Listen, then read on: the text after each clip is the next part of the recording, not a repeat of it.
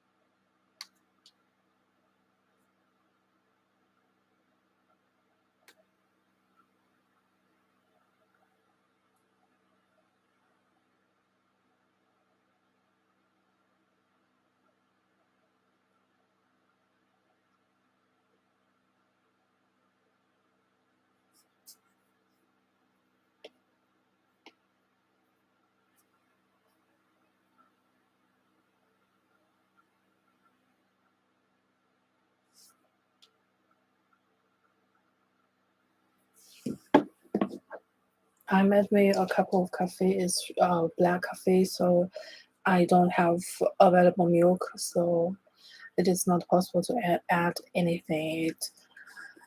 And first, I will have a private chat. And before I open the WeChat, I need restart my phone. So it is kind of a little bit confusing. But today I really get up very late, like yesterday until midnight, 12 o'clock, and I really feel not very well. But let's just bother less and do more and find some quick solution and effective way to achieve things more effortlessly.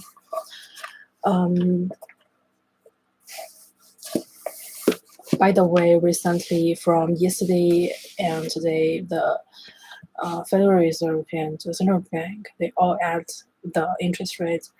This kind of major relevant issue, which actually not of my private business, but I think that it is a concern which I should think of. It is more or less my major relevant issue.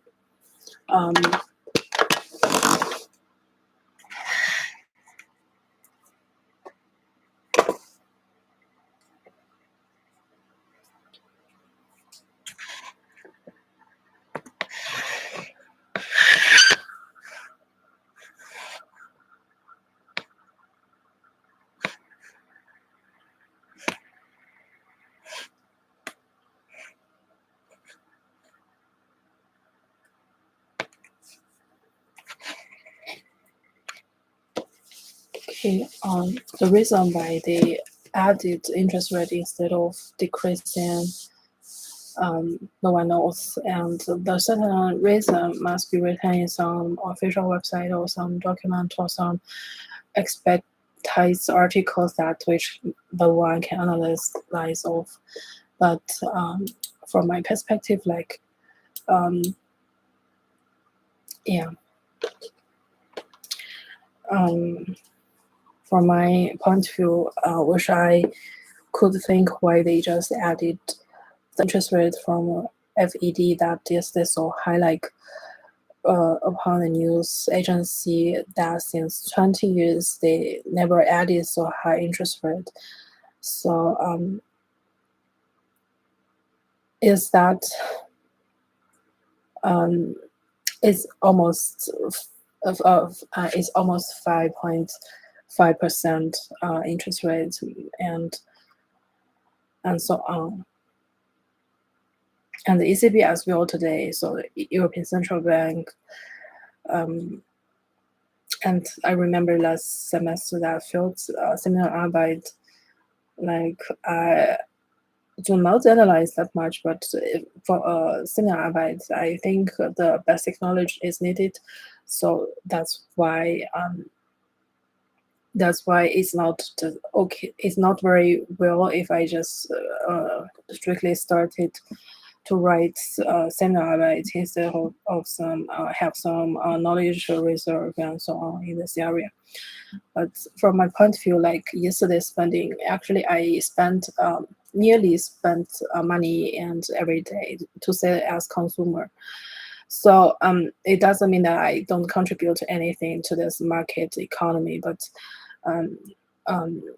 that's to say not just taxations, which at least you must have a job, but in this sense that that somehow the it's very hard to say, but I think that she knows what actually that means. For example, which upon my knowing that interest rate is determined as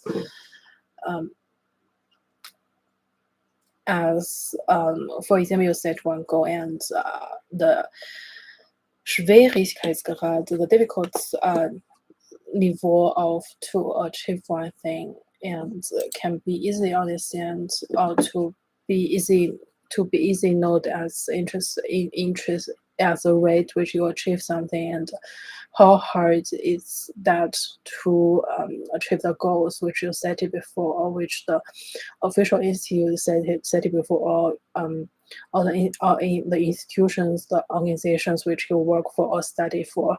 And for me, like currently, I need to finish one Seminararbeit, and another one is to accomplish one 6 credit points license course. It is not very easy and very randomly, and one cannot expect anything gonna happen or everything happens in this kind of process. So the one must be very careful. And the reason which I think currently to achieve this kind of course, the first one is become more difficult. It's because there are 4 topics which we can choose from. I chosen the second one, and several other classmates within this seminar that they chosen the same topic, and wanted me and the professor also be a little bit wanted, and he asked whether they already aligned with each other to make this kind of decision of Seminararbeit. I absolutely do not know each other. We don't know each other, and we just choose randomly. And there are actually several countries within this region that can choose that can return from like the things becomes more difficult. It is because the backstage that they includes a lot of centralized transaction, not decentralized but centralized transaction, and it is like the competition within the seconds that you must do not lose 1 second, but you don't know which kind of second that is. So that's really matters. And and link with some irrelevant, not very much relevant content, but drives people's attention and motivates and analyzes the one who chose actually this topic. From my side, recently that's the first reason, and I feel like I cannot in my general speed to achieve that, to catch up that one, because that was so fast, like 13 seconds faster than my soul. And I already been trained for a long time actually in this kind of behavior in competition area, and I do very confident about my mind speed and behavior alignment. But like 2 weeks ago, and in one Sunday, and I went to one over station, that in that station, and that someone which I followed as a behalf economist from another country, a near country, that that he competes me, and it is just like one, the feels like 1 to 3 seconds I delayed, and he just took everything. It's like this kind of case. And I think that's the reason first. And the second reason, from my individual view, it is um, it is always the question about to um, mm, that's a complicated issue. I don't think I will talk about here. But the second one is like yesterday I bought that backpack like for 80 euro, but that is draw my attention to several years ago, and I don't think that's really the reason, and that's kind of good behavior which enables the one. But yesterday I been cutted by my Chinese chat platform, not mine, by my WeChat, like before 18 o'clock, and that's one comes again. That is like a cyber attack. Um, cyber attacker that she just use this kind of mind logic attacked me for several times during last few months, and I I really somehow do not think that is a threat to me, but I still don't feel very comfortable and very well when someone that actually has so less and wants to take in a very leveraging way to um, your mindful and efforts and so on. So yeah, it's very unreasonable, but I actually dealt with that problem. And it is like to suffer through the gun's point, marginal point of your dangerous tone or safe tone. And yesterday as well, I take the U-Bahn to underground to university, and on the way, that's uh, actually no one in that train, and reminds me think of one fresh dream state happened 10 days ago, I guess, and I went to a tree, and that's combined a film movie scene. In that dream state, like I cannot remember anymore whether there are a lot of person or not. I guess it is only me, but someone that the blue restaurant, the two of the uh, chef or the mitarbeiter there, that brings me to an elevator and lifts me up, but to access direction, like to put one T, a big T, down to another side. Um, um, so I just want that. So I just want that train, and one of that train, I told him I study live stream actually. That was full of bloody curse, and that's so scared. Um, I cannot remember the other train was so um lightened neighbor lightened neighbor color, and so a little bit warm yellow dream state. But the only one that so much because, and I thought that is only in my dream state, but yesterday actually when I went to the university I suffered. Though I don't suffer, but I experienced that dream state again. I feel like a little bit fear, and yeah, that's much to talk with. That I will stop here, but this is so much complicated as I can think of.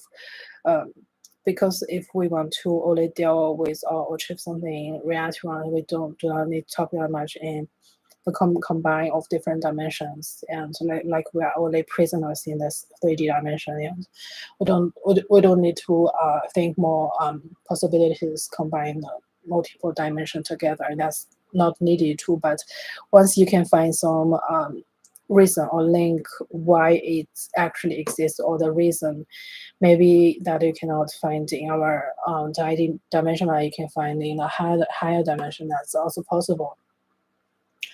But for me, like I thought that is so suffered, and I was kind of be threatened in that train. And afterwards when I survived, and afterwards when I come to the train station, that is a gas station, and I saw some key speaker to say, and that just come down from that another side and says, I attended this kind of conferences for so many times, and I never experienced so bad treatment, like why someone directs me the wrong places and I cannot find it, and I even bring someone that's together with me and to do me the bed and the cleaning and those stuff.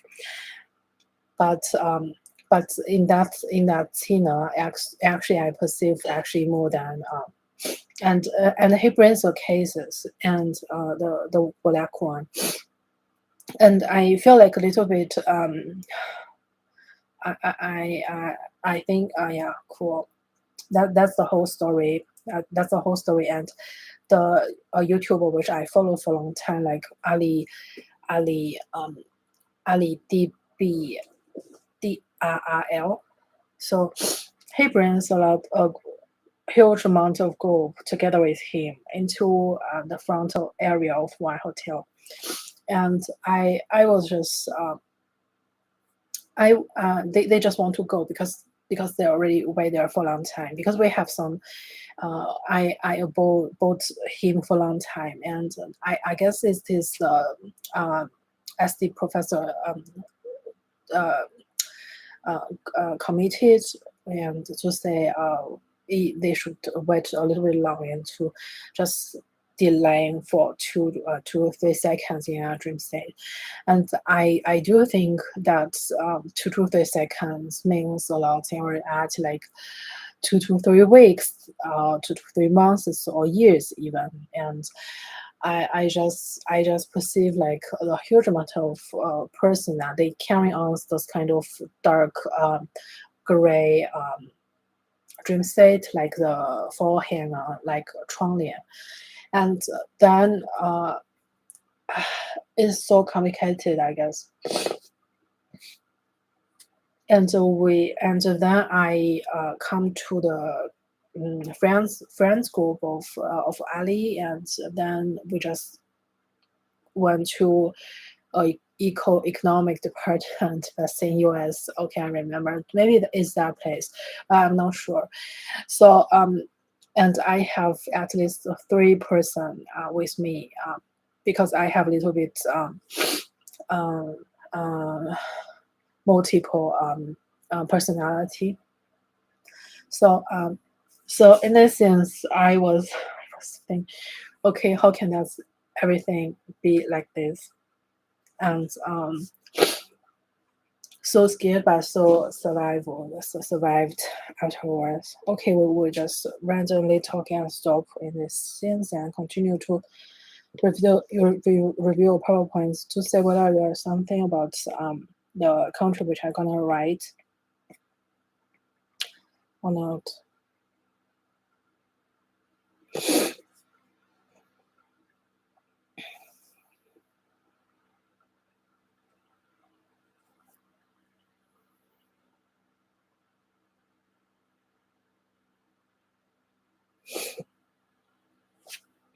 Yeah, I should send on the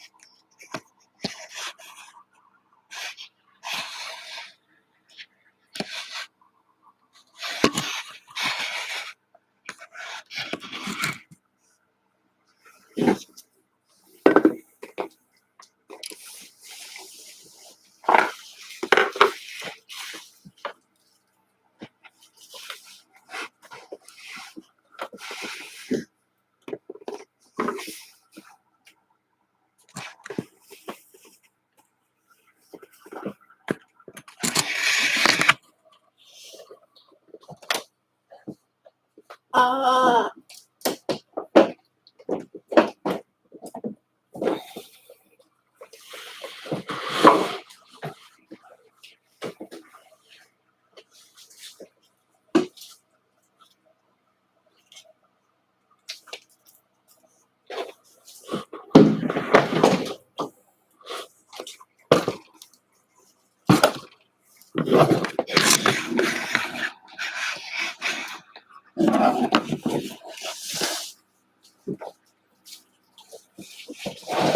OK， 我们现在回来了。刚才我的这杯咖啡里面进了虫，然后就重新就是冲了一杯咖啡。现在我把窗户打开，然后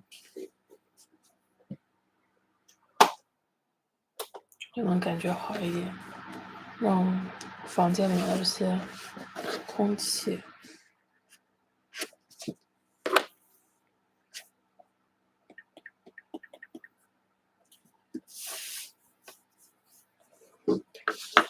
我刚才打开了一篇那个 DIV 的文章，然后它的标题是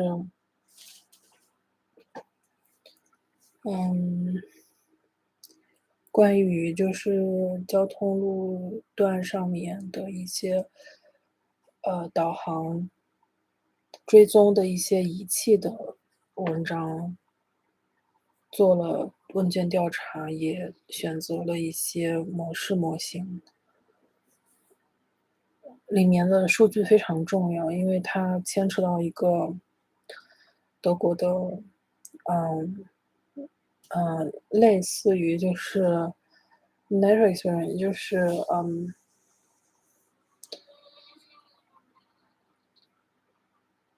类似于一种就是自然实验，不是自然实验，就是我也不知道，反正应该和神经网络没有关系，所以是最新的一篇文章，我们可以看一下，快速的浏览一下。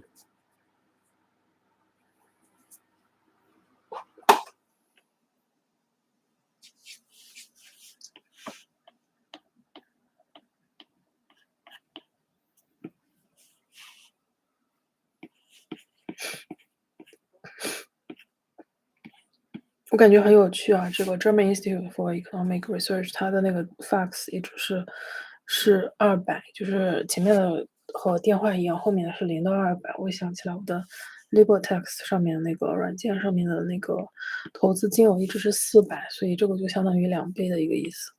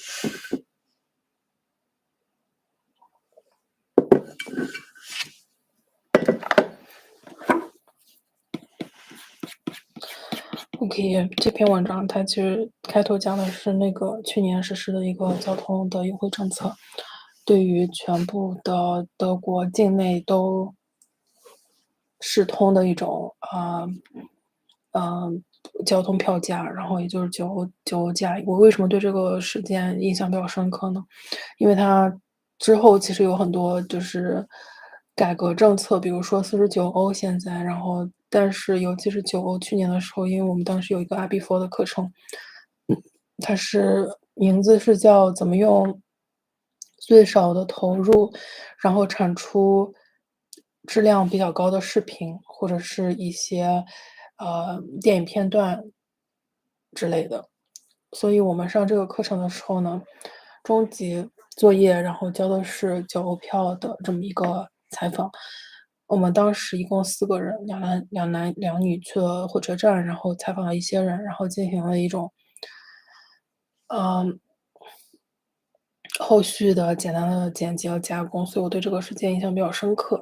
然后呢，它现在目前来说这一篇的经济学文章，然后是关于这种，导航系统，然后以及这种引入的时候用的是，就票价这个热门事件。然后呢，我刚看到这个 Papi 的时候，我就想到了就是在中国大陆非常流行的有一种，嗯，就是诙谐幽默的视频，然后其中有一个比较著名的博主，他就叫 Papi，但他后面就是跟一个酱，所以就是非常的就是贴近普通人的生活，然后又会把生活同时刻画的非常的生动，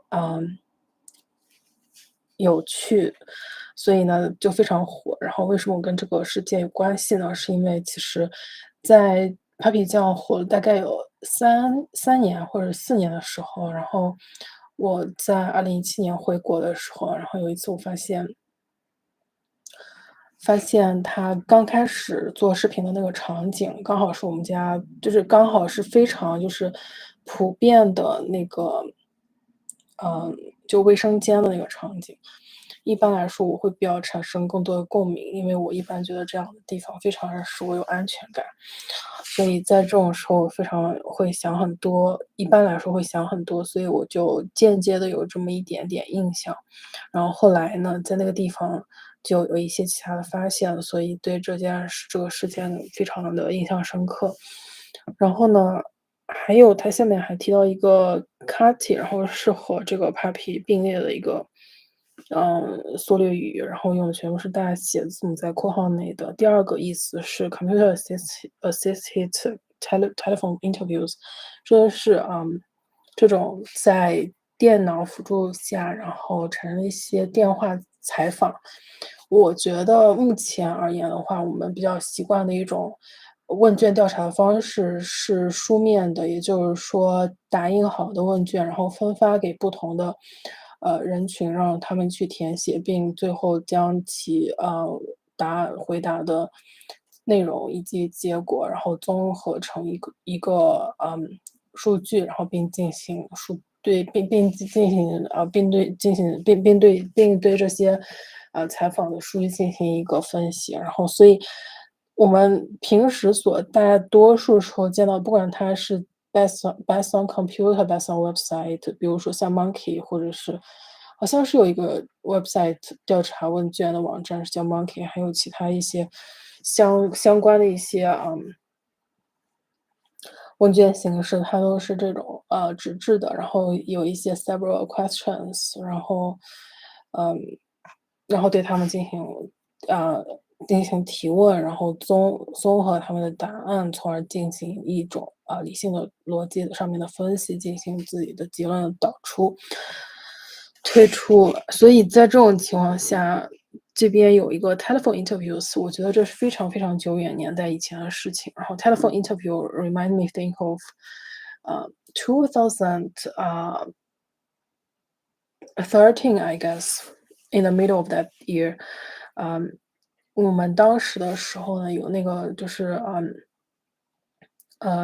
一个就是 organization，然后他们这个是一种就是 culture interreactive organization，然后呢，在这种就是文化交流组织的这种框架之下呢，然后我们，之后，在开始学习关于就是 marketing management，economics and so on 这一系列的和经济管理，相关的一些领域上面的知识的时候呢，有一次我们被，问到了有一个 telephone interview，所以我对那个事件，然后对那个场景的印象非常深刻。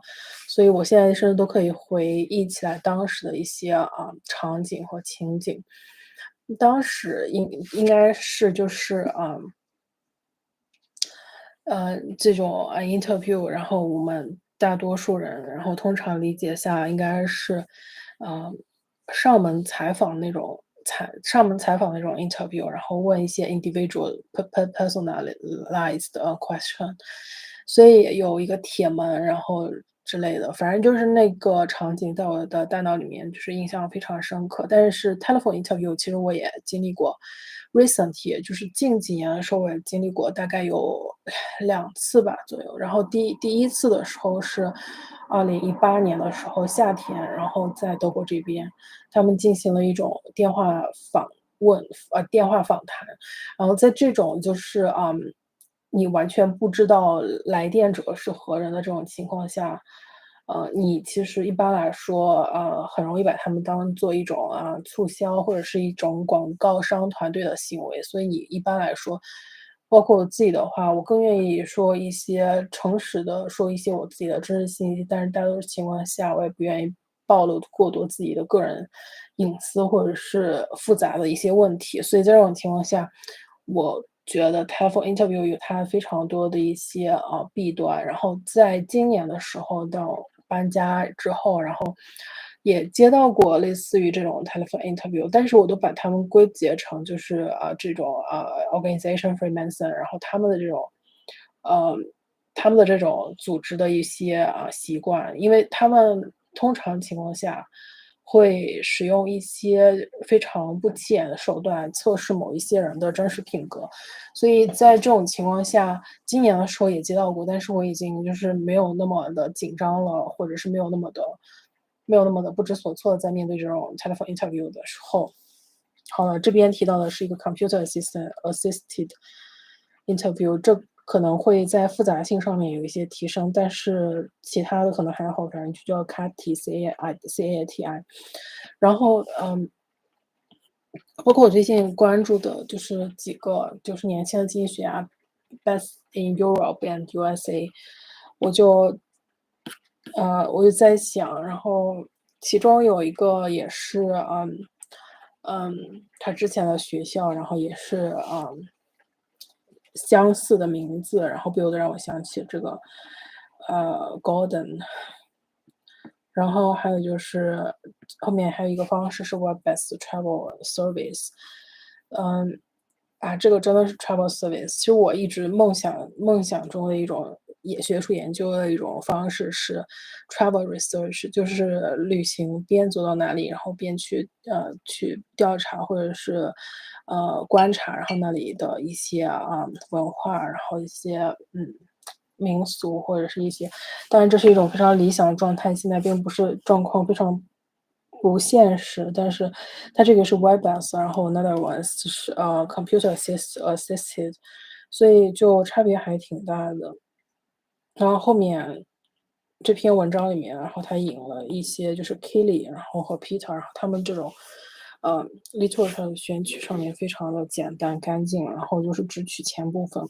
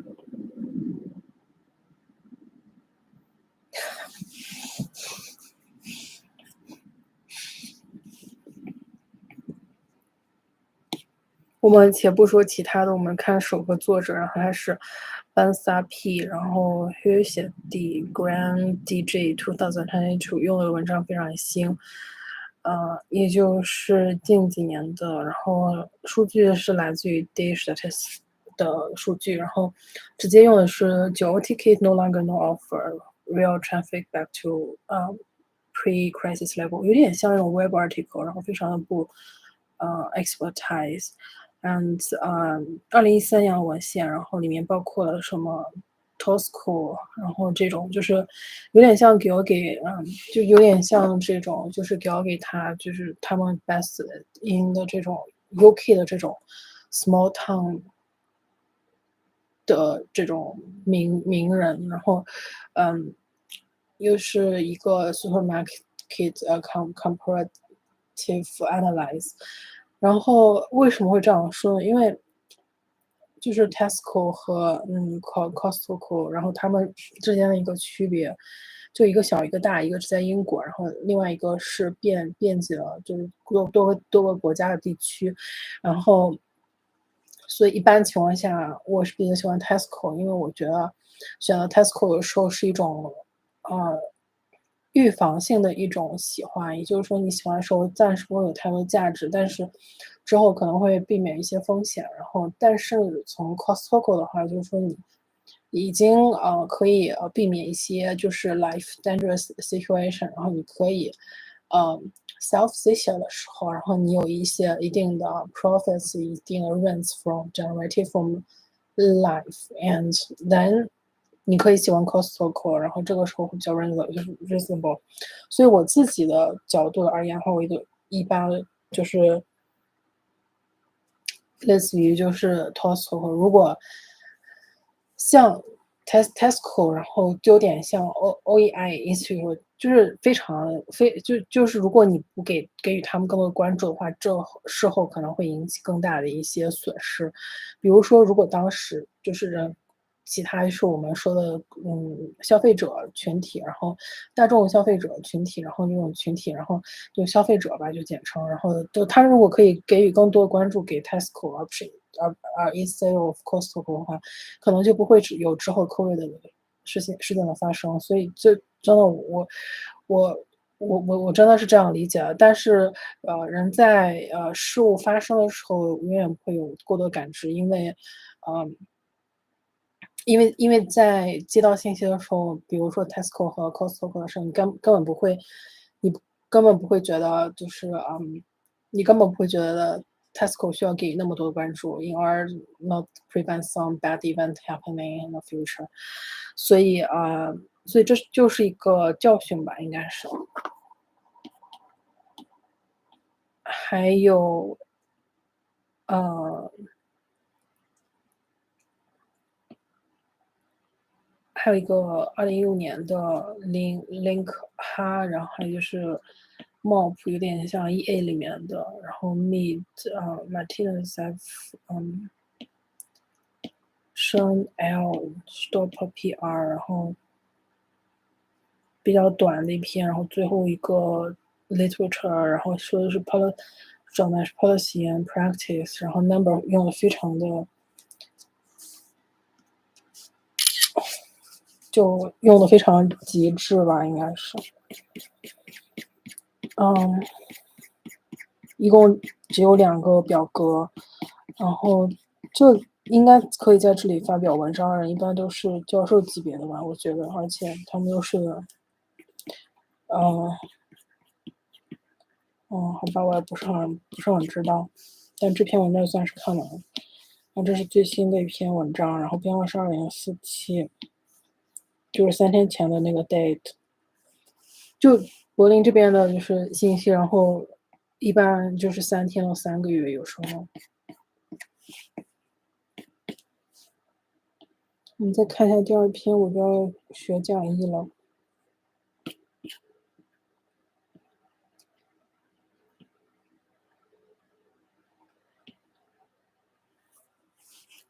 这个是2046，讲的是 gender gap。gender pay gap，这其实是一个 old issue。然后欧美 management 在管理层的女性，然后其实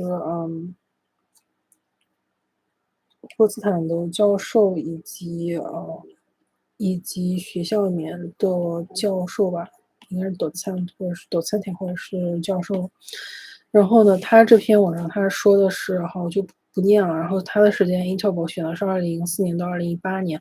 然后其实我前一段时间，然后也被告知教授说也应该选一个time interval。其实对我来说，其实选一个时间 interval 是重新审视，就是重新审视自己的第二篇文章的一个缺失。因为当时的话是2027年到2018年，然后18年时间，或者是当时数据库变了，然后其实对我没有什么太大影响。但这个是2004年到2018年，也就是14年时间的一个事情。然后有33%，然后他们的数字有非常好。那就先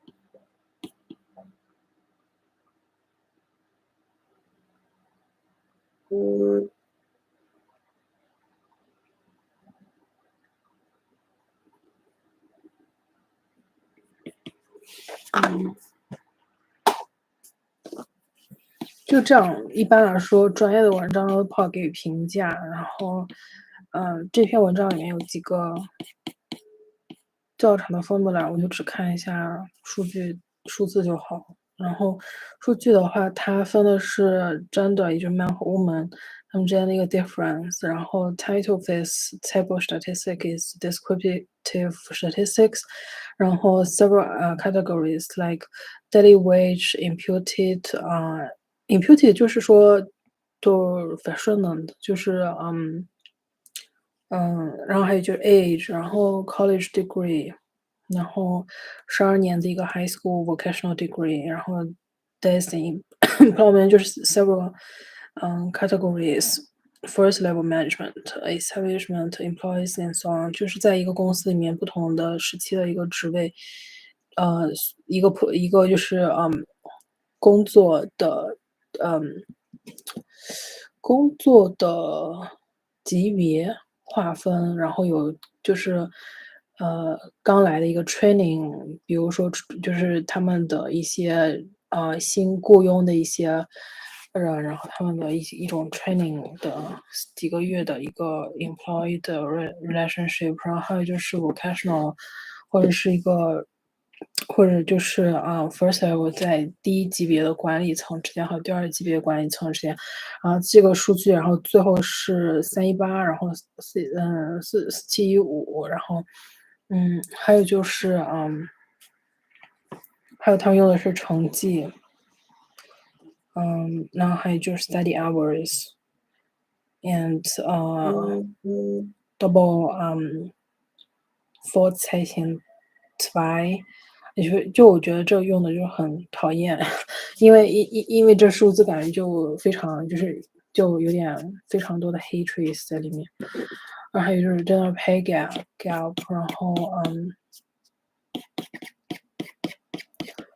然后还有一个 table。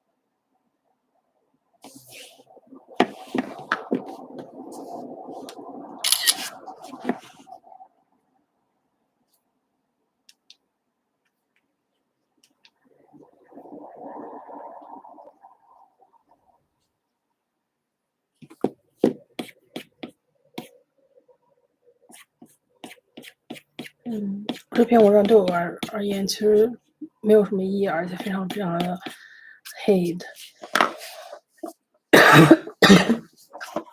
而且他们用的数字一般都是proof square is， 所以我就随便看一下，现在是第2个最新的文章。好，我先要给我妈说晚安，先休息一下。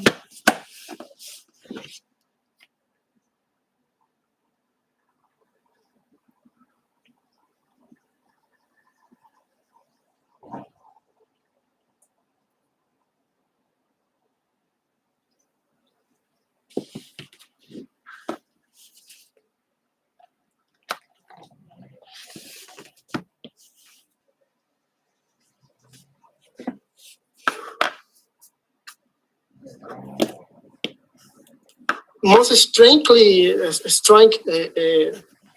finding is the coefficient is really close to the point estimated from the baseline identification strategy. So we are much confident with the result. This is reassuring because we don't need to control for the focal special diffuse effects. The result without controlling the result is essentially the same.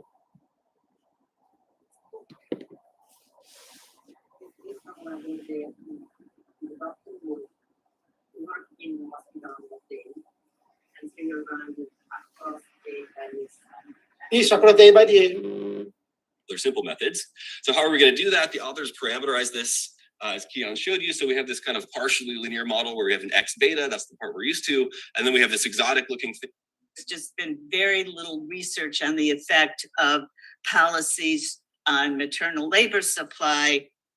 ChatGPT style technology. It depends on some complicated, some unknown parameters, theta, and then the job history is in sort of a complicated way. But at the end of the day, it's just a nonlinear function lambda of H, and then the thetas, and then this rho thing is another function that maps that into wages. I wrote this in slightly different notation to emphasize that also depends on some parameters we want to estimate. The ACS records to look at how this changed take up of OASDI and SSI benefits. And here in the red line, which is the higher level, we're seeing the pattern of take up for those who had a confirmed pre-50 interaction with the justice system, either a felony conviction or time in prison. The black line is non-justiciable but reweighted to account for these differences on race and education level.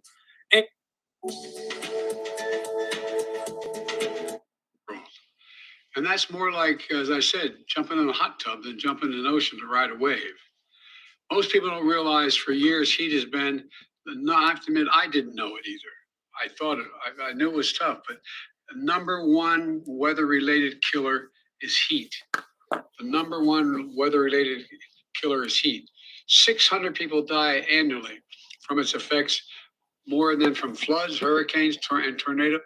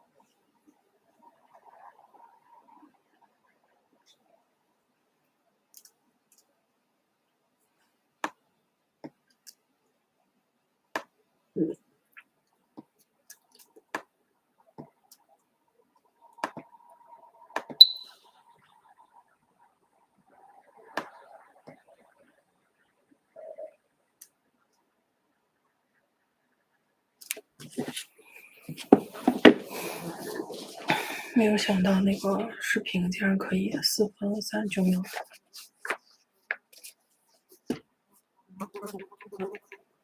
我把那个视频给打开了，我的天。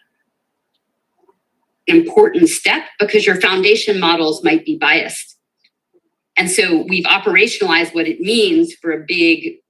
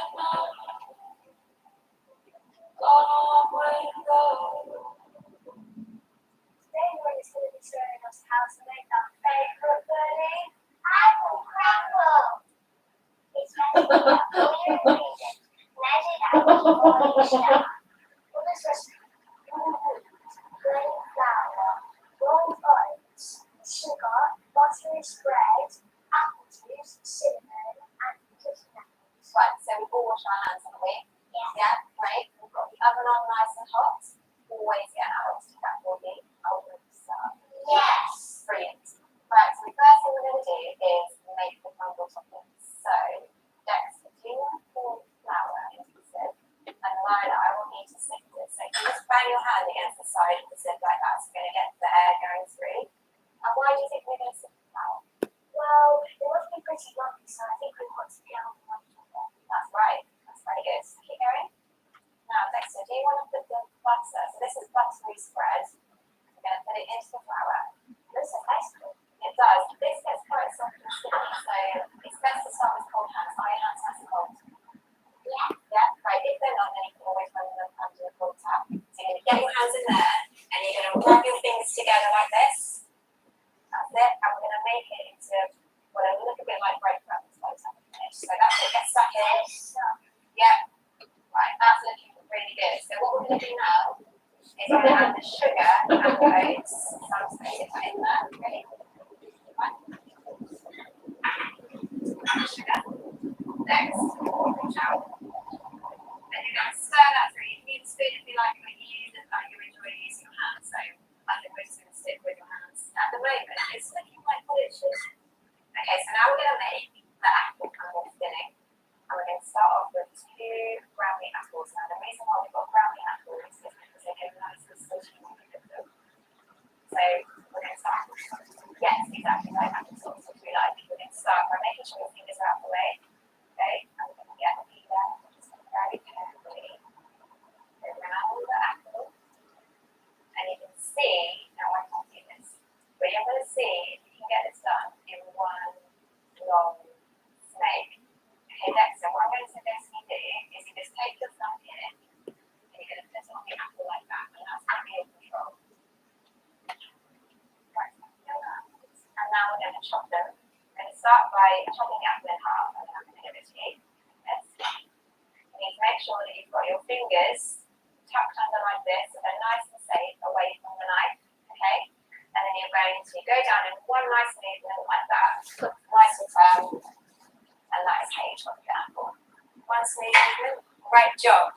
Keep going. We can probably get one more. We don't want to get the core in our apple crumble, do we? So I think we can probably turn that round now. Yep, well done. Don't forget to tuck your fingers under. Good work. Well done. Okay, so Lila, will you put the apple in the tray for me? Scoop it up with both hands and get it in there. It doesn't matter what it looks like. All going to be jumbled up anyway. Okay, Dexter, next we're going to put in the cinnamon. This is going to give it a really lovely flavour. That's it. We're going to mix all that in. And then the sugar. And now we've got the apple juice. And the apple juice is going to stop the apples from browning. And it's going to help the apples cook. It's going to give it a really lovely flavour as well. So you want to stir that round with a spoon. You can use your hands if you're in as well, it's easier.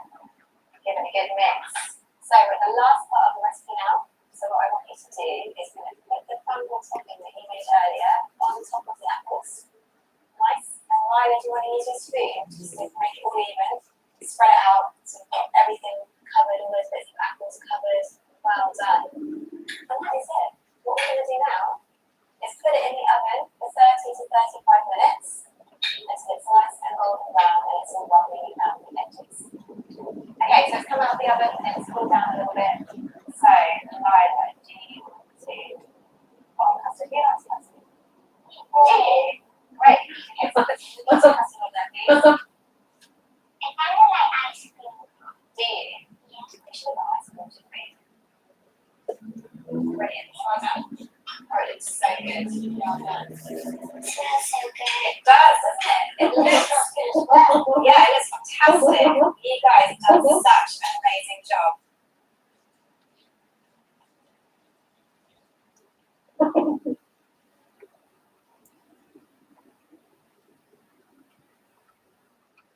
So you asked me what's a really satisfying recipe that you can make without firing up the oven, full of the good stuff, and it's really good for you. So Today, Sarah's going to be helping us make our favourite dinner, tuna pasta bake. It's best to get all the ingredients ready before you start. For this recipe, you'll need chopped tomatoes, dried herbs, oil, onion, garlic.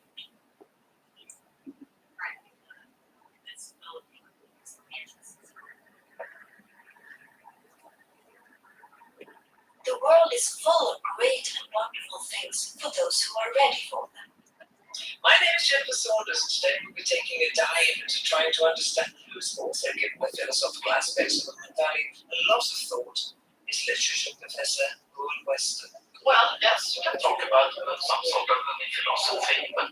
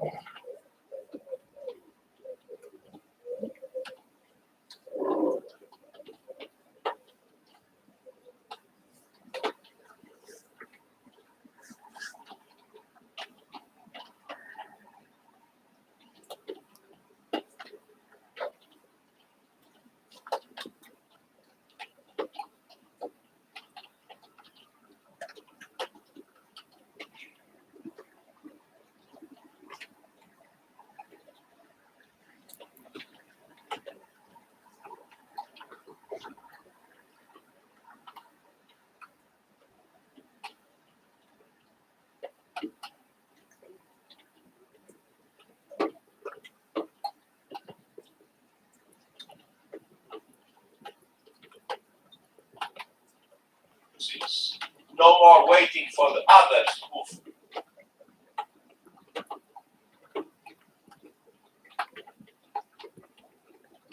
It's still possible to limit and avoid the very worst of climate change, but only with dramatic, immediate.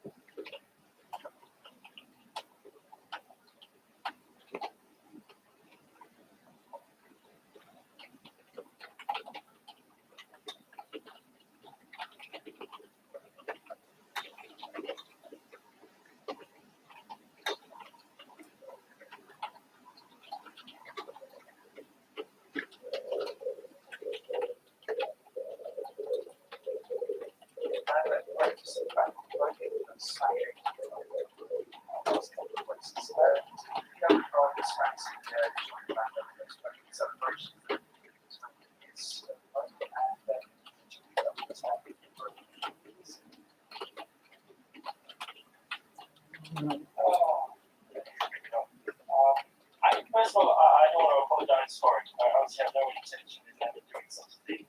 I don't know how much it means to Hungarians and part of their culture and so forth. So, yeah, like, of course, I want to enjoy the time because I have my intention to do such a thing. And I do apologize to Max. I know I was a couple of jokes about maybe I should go back for it's my joke. I'd be annoyed, so.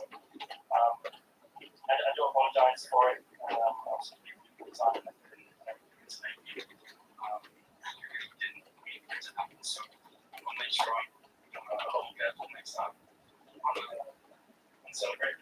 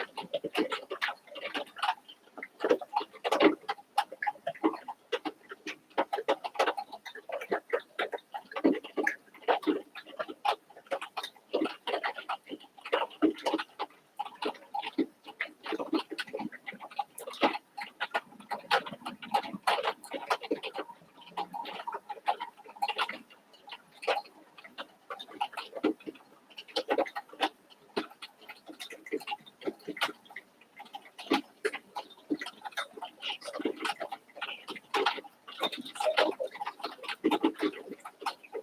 rate might be, I think, critically more implementation solution actually from very easy for higher or reverse. In effect, usually the largest or the higher they go from 19 to nurse to like waitress to cashier. So we do find that it's percentage in general across many different occupations in between higher than so it spans a lot of mainly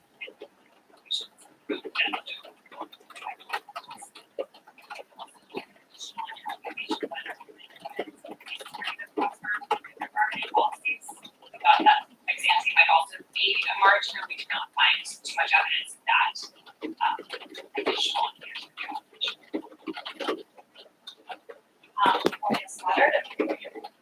to your earlier point about managers, how much do you know about managers does command someone's behavior bargaining vary by the gender of the manager?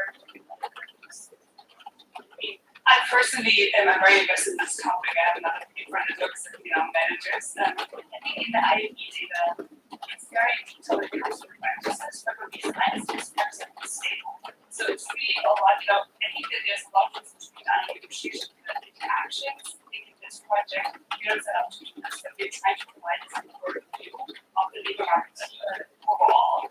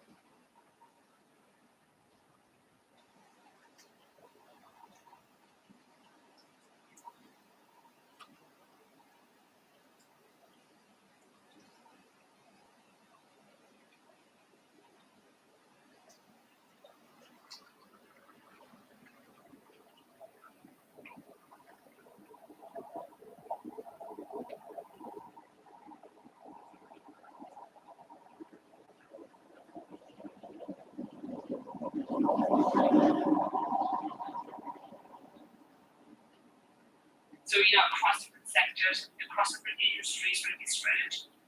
For very high rates of one-to-one matches situations where an officer brings in job number one, the unit brings the officer number one for the exact same job. And this is occurring even though preferences are made within the online marketplace. Later, I'll explain how we leverage aspects of our data to cure intent.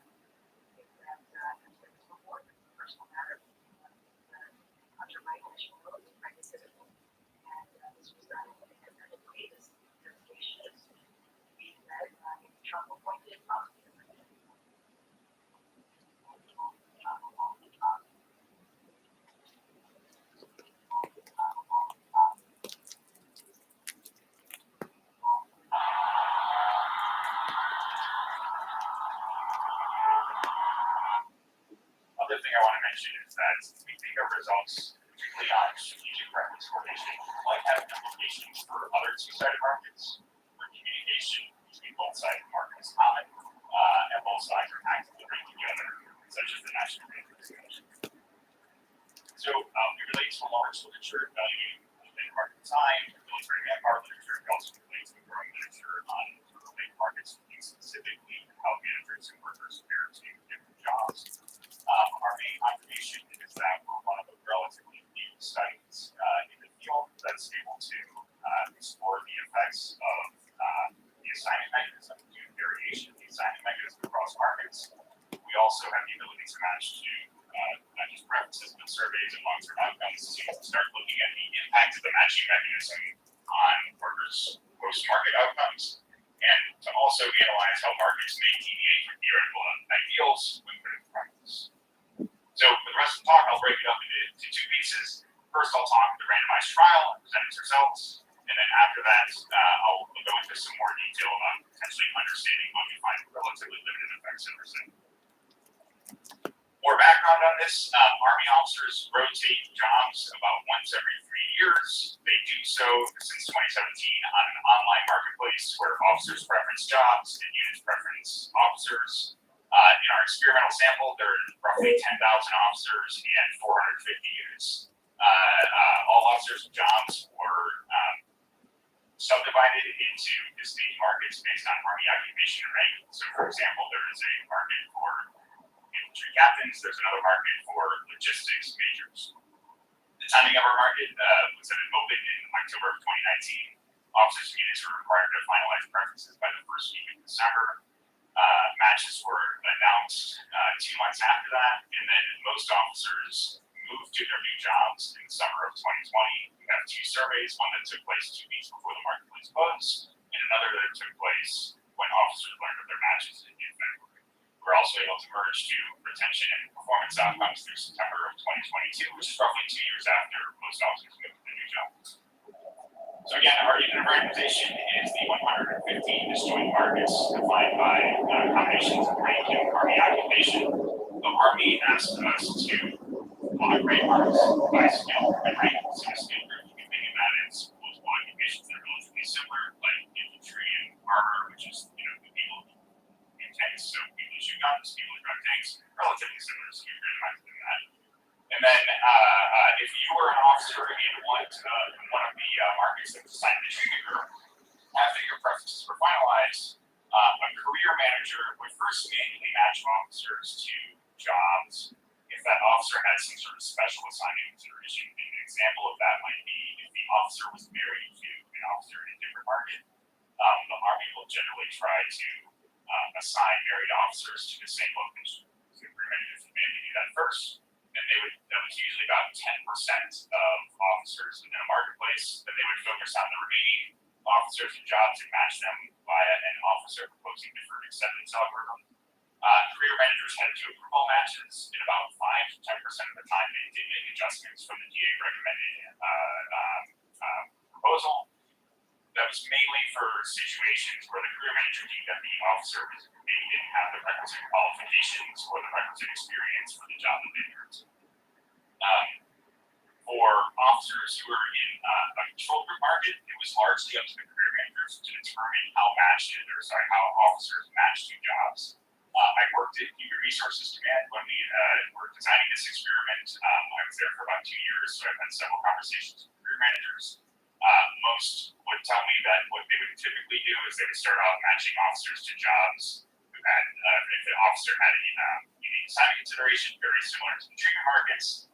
And then they would look for situations where the officer and the unit mutually preference each other highly. And if they could honor those situations, they would, but there was never a guarantee. Outside of that, it was largely up to career managers to determine how officers pair the jobs. I do want to make three larger points about the control group.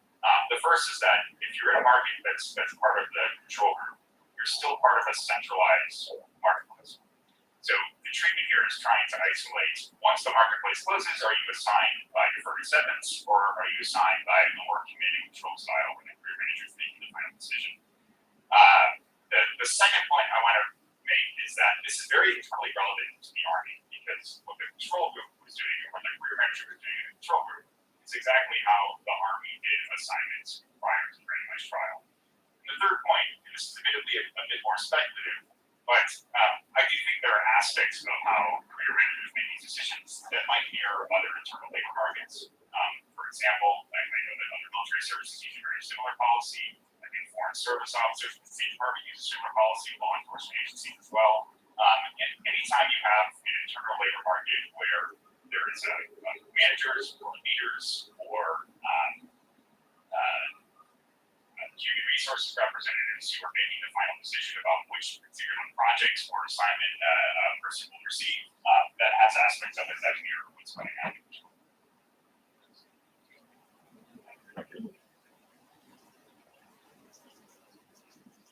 Yes, so in the control group, officers are still ranked all the different jobs. They have 100 jobs in the marketplace, they're still ranked all the jobs, and then units are going in and for each job they're ranked every officer. And if they see a situation where it's this job, that's my first choice, and yes, if this is the officer I want to do the job, they will attempt to honor them. Okay, so going on to our peers, they're relatively straightforward. This is an officer level progression, both the cluster standard errors at the market level, consistent with unit implementation. We're progressing officer level, sorry.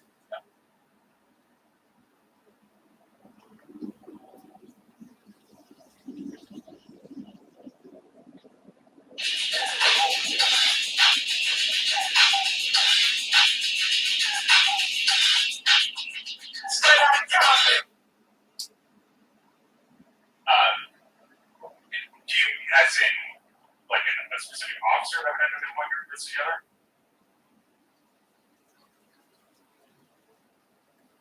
Well, we randomize. Sorry, are you asking how a market would be assigned to treatment or control, or are you asking something else? Well, in this case, it was if all the officers were distributed into 250 state markets, and then we randomize among those markets. For each market, there's a 50% chance you would have the treatment group, 50% chance you would have the control group.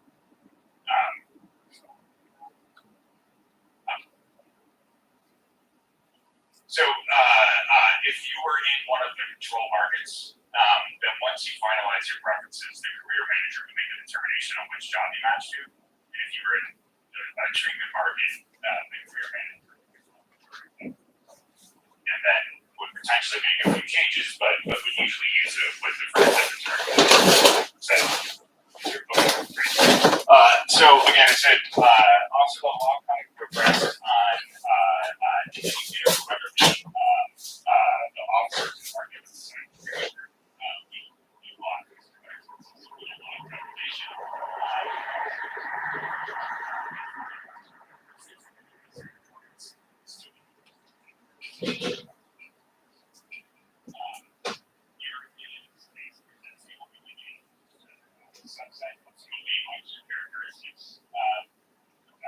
Consistent with the U.S. Army officer board, about 85% male, white, about 16% of the officers are black, 40% of the officers are Hispanic. Most are married, and the majority also have. So here we're just showing the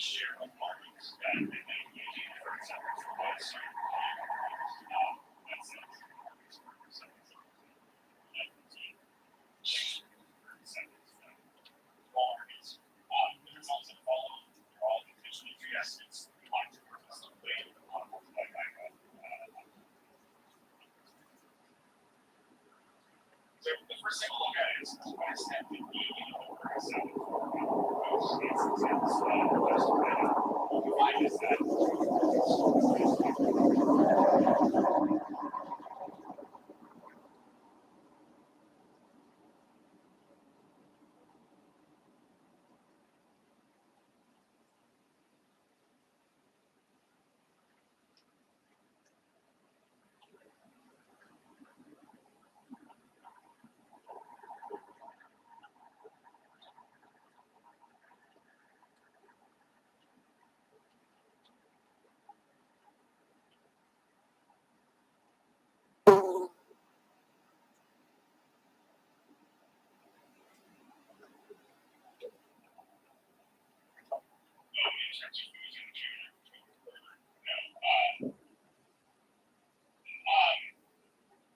question we haven't explored in the individual or DVC situations where that one signing together. Generally speaking, and most of the results we find in the treatment effects are relatively modest. There are differences in the type of signing as we see here, but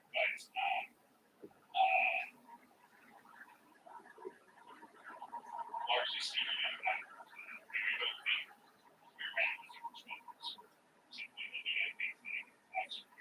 outside of being like performance measures, but we don't find a ton that suggests that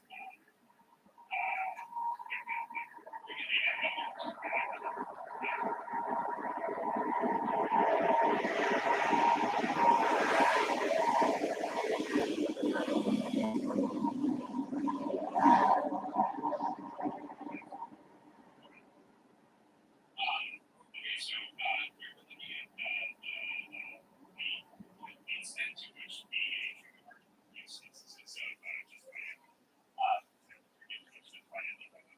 that might ask why it's not in the 100% direction after all is aspects of just by it. Reason two reasons. One is first off not compliance. Scale up like first aid and 50% reduction. Second reason some officers that has planning considerations and officers that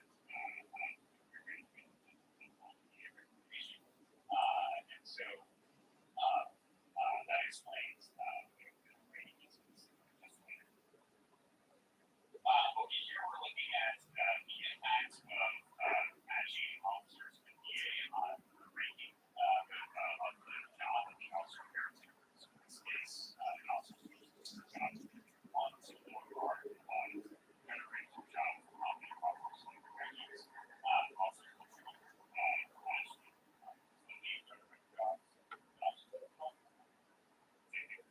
looking at the ranking of the officer teams, right? When an officer matched their jobs, and we find that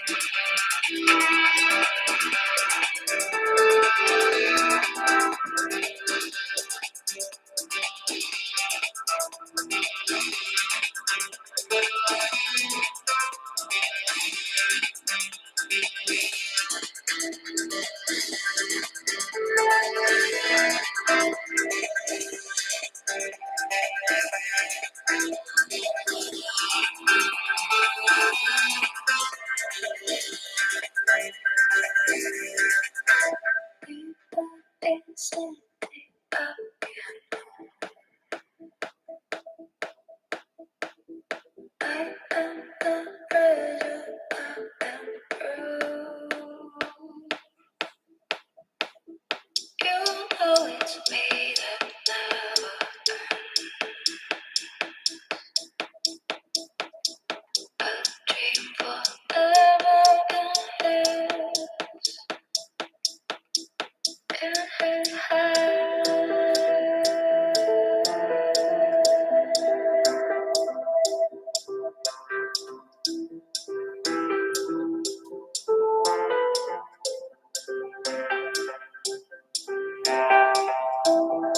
Everything is fading out in black and white. I mean, my ghost. You are the dream I cannot hold on to, and I'm the one I need to become.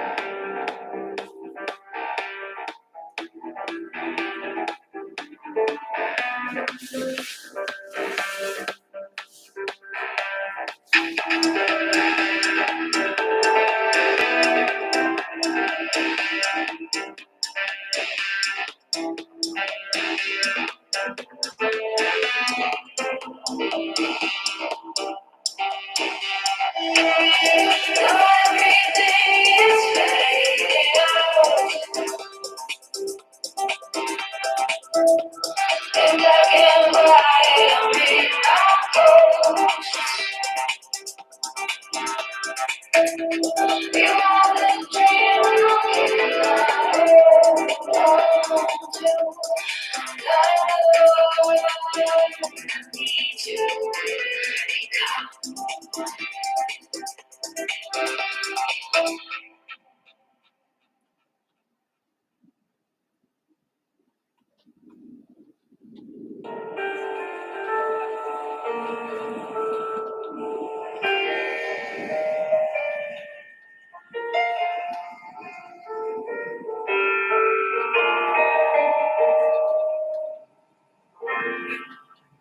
想当星辰，却像路灯。若爱一个人，切记爱得太深，就不穿的清晰一点当真。我总感情有时忘了不可能，也委屈你长期容忍，但我们之间该有什么相衬？难道非要我爱其他的人，你在心眼里的这种人？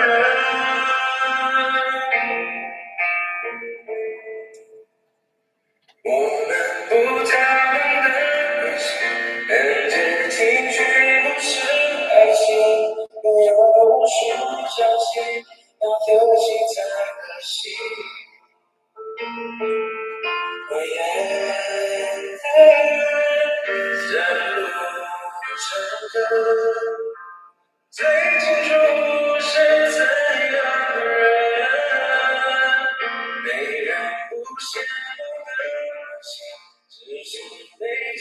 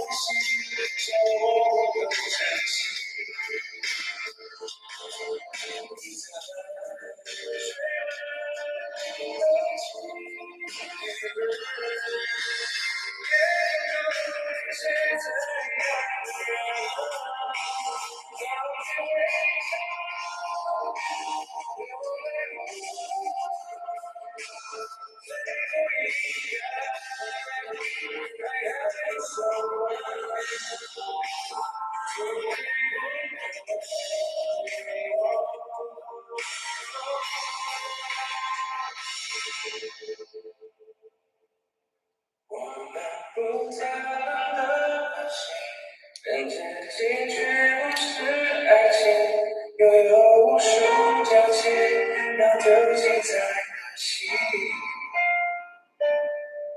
我愿的真不成个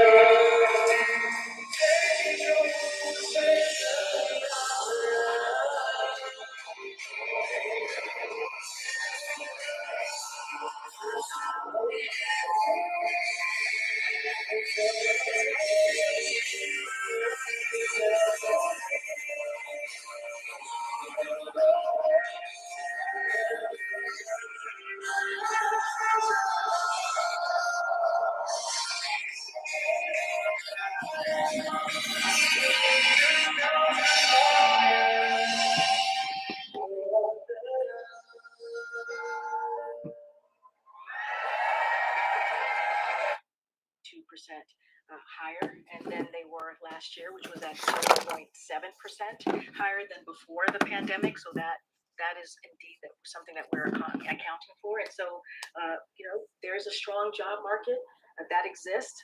The inflation, as you know, has been easing for 12 months straight in a row, 12 months in a row. And so wages are rising, and there's even more low and middle wage workers, which is also important as we look at the data, as we look at the direction this economy is going. And that's helping us catch up from decades of widening wages that we have seen. Thank you, Corinne. There are new reports about back-channel talks, negotiations between the U.S. and Russia, supposedly conducted by former U.S. officials. Are you aware of any such regular contacts, and is there any involvement on the U.S. government's part in those negotiations? I'm not going to get into reporting on conversations outside of the government, and I'm certainly not going to get into diplomatic conversations that we may be having with Russia. That's not something that I'm going to do from here. Okay. The tax matter that had Hunter Biden in court in Wilmington yesterday, it had criminal information saying that he hadn't paid 1.2 to about 1.5 million in taxes owed. So my question is, number one, I know the president doesn't talk to him about his business, but was he aware at the time that he wasn't filing his returns in a timely fashion? And also, did he ever advise him to pay? Because Hunter testified in court that 1 year he was sober when he didn't file. So did they ever discuss the tax situation? I'm not going to get into the specific of the case. I've answered this question over and over again. Nothing has changed from the statement that I made yesterday. Nothing's going to change from the few times that I've gotten this question in a briefing room. We're not going to comment on this. This is an independent investigation that is being led by a Trump-appointed prosecutor. That is being led by clearly the Department of Justice, right? The prosecutors I just mentioned, and we're just not going to comment on this. Yeah, does he have any concerns that the deal prosecutors put together fell apart and couldn't make it by the judge? We're not going to comment on specifics of the case. Thank you, Corinne. I just want to ask you if you could to preview tomorrow's trip to Maine. what's going to be accomplished, or what you hope will be accomplished, and also why was Maine chosen for this event? So he's going to visit a manufacturing facility, which I think is important, right? As we're talking about bringing manufacturing back to the country and creating jobs, good paying jobs. And so he'll discuss how Bidenomics is revitalizing the American manufacturing and bringing investments, like I said, and jobs back to communities. Big investments that many communities have never seen before, as it relates to jobs and as it relates to making sure that we're making things in America again. And so he will announce new actions promoting domestic manufacturing of new technologies in America. And as you know, we've announced more than $1.5 billion in investments in Maine infrastructure, including $570 million for funding for high-speed internet.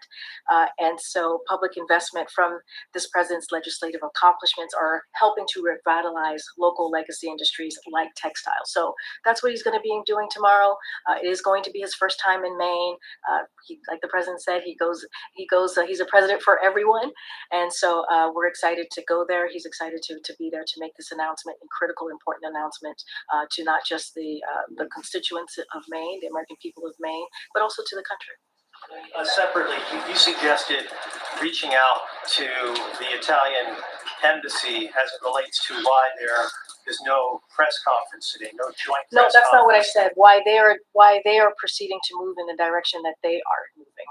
I did. I reached out to them during the briefing, and what they said was, we didn't insist, knowing that you would not accept. Is that accurate? I have no idea.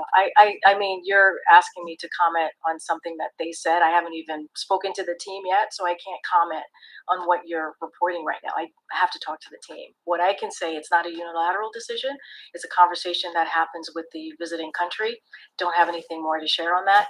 As they are proceeding with the way that they want to communicate, that's on them to speak to. That's not on us to speak to. Is there any reason, just to tie this up, is there any reason why it would be rejected, that idea of a joint press conference? Like I said, it is a unilateral decision. It's a conversation that we have with the country. So I can't speak to specifics on that. Go ahead, Brian.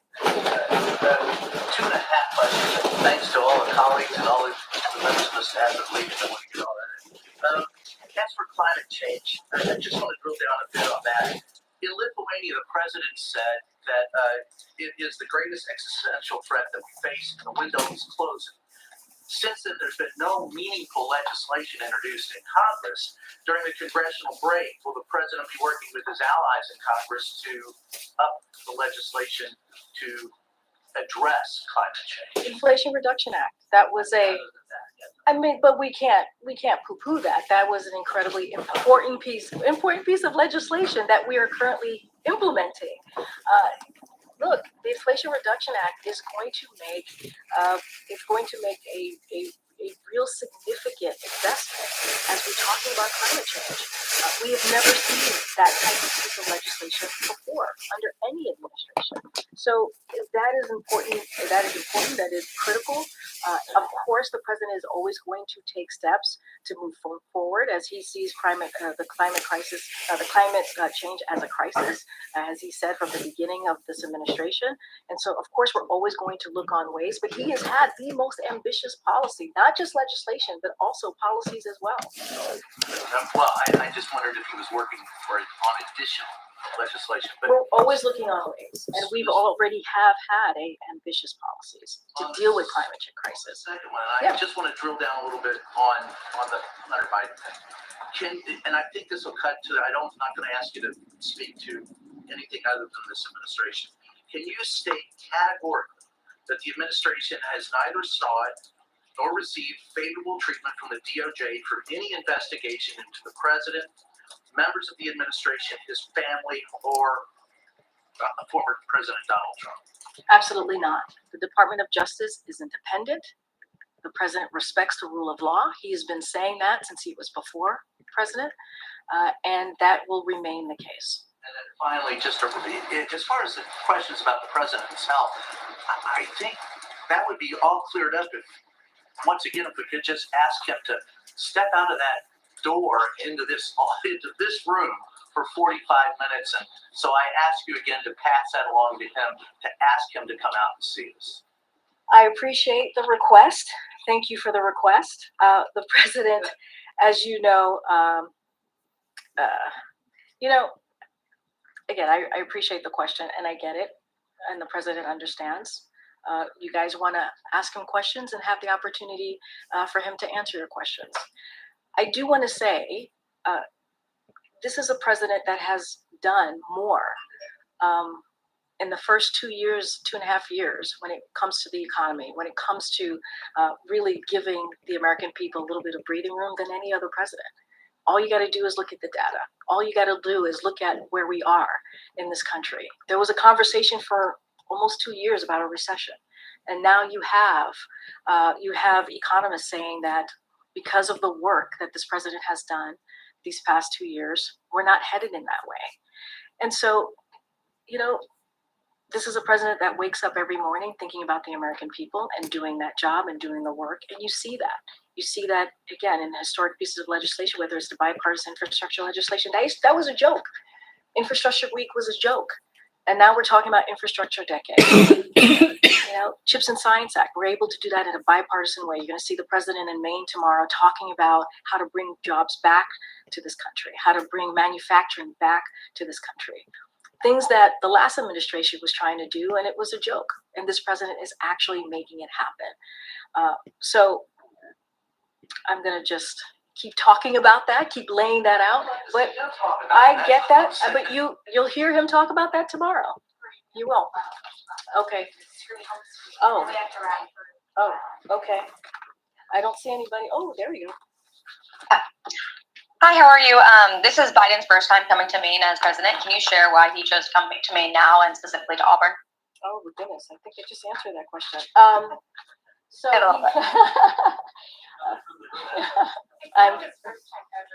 No, as president. As president. This is the first time that he's visiting Maine as president. He's going to, and hello, hi, what's your name? Sorry, my name is Lana Cohen. And you, which publication are you from? I work for the Portland Press Herald out of Portland. Well, thank you for joining us. As you just mentioned, this is the president's first time visiting Maine as president, as Andrea cleared us up for us. So he's going to be visiting a manufacturing facility to discuss how Bidenomics is revitalizing American manufacturing. As you know, for the past couple of months, we've been talking about investing in America and how the president's really key piece of his legislation, the science, the bipartisan infrastructure legislation, and so many others have helped create good union paying jobs. And so this is part of that conversation that you'll hear from the president, promoting domestic manufacturing of new technologies in America. And we've announced, as you know, $1.5 billion in investments in Maine's infrastructure, including $570 million funding for high-speed internet. And so you're going to hear directly from the president. He wants to make sure that the American people get to hear from him directly, and the people of Maine are going to be able to do that. We're going to have the governor of Maine, Janet Mills, who will be in attendance as well. And so the president's surely looking forward to visiting tomorrow, his first time as president. All right. Could you provide any more information about his visit? Is he going to be attending anything else besides the Auburn manufacturing? So we're going to have a call later today to kind of preview the visit, as we normally do the day before each visit. And so, and also we'll have after that call, we'll certainly release more information so we can do a little bit deeper dive on what the president's doing tomorrow. Great. Thank you so much for your time. Thank you so much, Lena. All right, everybody, have a great weekend, or we'll see you tomorrow and have a great weekend. Still one more day to go. Thanks, everybody.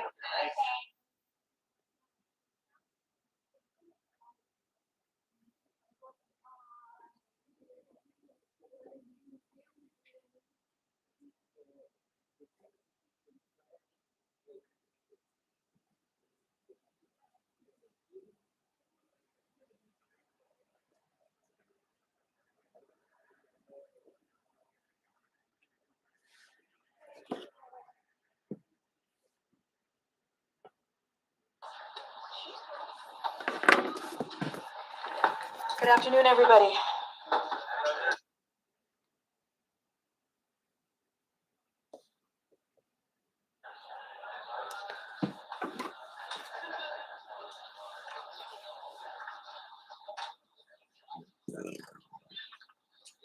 right, good afternoon, everyone. I have a few things at the top, so please brace yourselves. Hold on tight to those new seats. Okay, so during his first State of the Union address, President Biden announced his unity agenda, which focused on issues where members of both parties can come together and make progress for the American people. Ending cancer as we know it, delivering on our sacred obligation to veterans, tackling mental health crisis, and beating the overdose epidemic. Today, we continue to deliver real progress across all four areas, including significant action over this past week.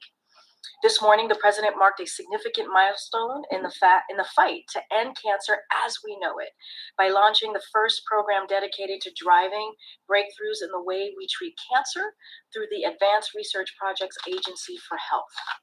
The VA also announced this morning that toxic exposed veterans are now eligible for breast cancer risk assessments and mammograms, regardless of their age, symptoms, family history, or whether or not they are enrolled in VA healthcare.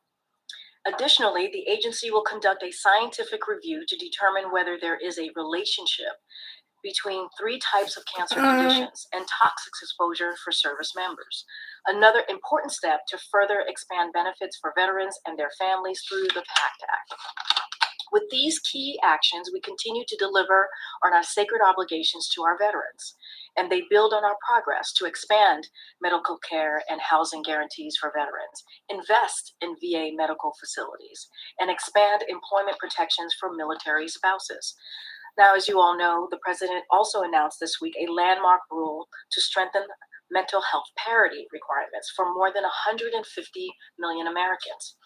This week's monumental news on mental health parity builds on steps we've already taken to tackle the mental health crisis, including launching the 988 Lifeline, a confidential line Americans in crisis can call anytime. And if you are someone out there who is in crisis, please do call 988. As I just mentioned, this is a federal government program that is there to help all of you or any one of you. Investing historic resources to remove barriers to care, and making sure service members and veterans can get the mental health care they need. We also recently announced additional steps to address the overdose epidemic and save lives. We introduced a whole of government response against the emerging threat of fentanyl combined with xylazine. Vice President Harris convened attorneys general to discuss state and federal coordination. And we announced additional resources for law enforcement officials working to disrupt drug trafficking. Because of decisive actions that this administration has taken to remove barriers to addiction treatment, expand access to naloxone, and target drug trafficking operations, we have seen a leveling off of overdose deaths for an entire year. It is a hopeful trend we are working to ensure actually continues. Finally, I do want to talk about a recent trip our team took to further address the illicit fentanyl global supply chain. As you all know, the opioid epidemic is a global challenge as well, and we're engaging at high levels with other countries to fight it together. So this week, Homeland Security Advisor Liz Sherwood-Randall led a senior delegation to Mexico City to further cooperation with Mexico and Canada on countering illicit fentanyl and arms trafficking. Our 3 countries are committed to working together to promote the safety and security of our citizens, prosecute drug traffickers, target the supply of the precursor chemicals used for illicit fentanyl production, prevent these drugs from coming across borders, and promote public health services to reduce harm and demand. We also have deepened cooperation with Mexico on the related challenge of southbound arms trafficking. All of these issues, ending cancer as we know it, delivering on our sacred obligation to our veterans, tackling the mental health crisis, and beating the overdose epidemic matters to Americans in both red states and blue states. We are taking meaningful steps to deliver on the president's unity agenda for our nation. Now tonight, as you all know, the president will deliver remarks at the Truman Civil Rights Symposium to commemorate the 75th anniversary of the desegregation of the military and the forward march to redeem the soul of the nation. He'll talk about the courageous action President Truman took to respond to the mistreatment of Black veterans that led to creating the greatest fighting force in history of the world. That is also the most diverse fighting force in the history of the world. And he'll talk about how 75 years after President Truman's courage, today in 2023, a senator from Alabama is blocking more than 300 military nominations with an extreme political agenda. The senator's action and the failure on the part of the 48 Republican senators to do something about it are dangerous. They are harming our military readiness. They're undermining national security, and they're hurting troop morale. And tonight, President Biden is going to make that clear. So I suggest that all of you tune in. Today's GDP report shows Bidenomics at work. After a year recession predictions, we saw the economy grow at a 2.4% rate last quarter, while inflation fell significantly. Business investment increased by nearly 8%, and construction of factories contributed more to growth than it has in 40 years. As you can see from the chart behind me, that's what the President Investing in America agenda is all about.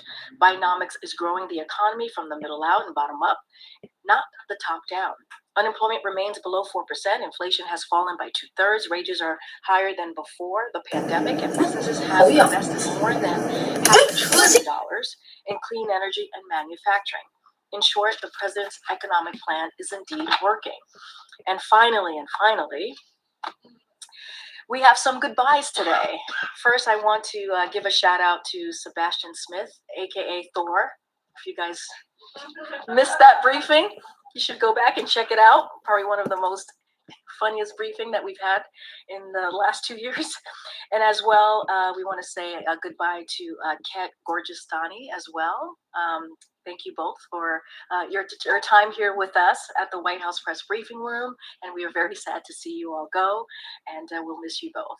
Additionally, I wanted to congratulate Kat on your service as the president of the Foreign Press Group, and we're looking forward to working with Richard, who is going to be taking on the responsibilities in the new role. We also want to share another devastating farewell that I want to share on our team. Our very own Abdullah Hassan is leaving us next week, and he's heading to law school. Abdullah deferred law school by a year in order to continue working in the White House, and we are grateful for his dedicated service to the country, to the president and our press team. I did promise his mom that I would not keep him longer than a year, and I kept my promise to his mother. Hi, Mom. And we are very sad to let him go. And if I could, I would hold him for another year or more. But we do keep our promises here, Mom. We do.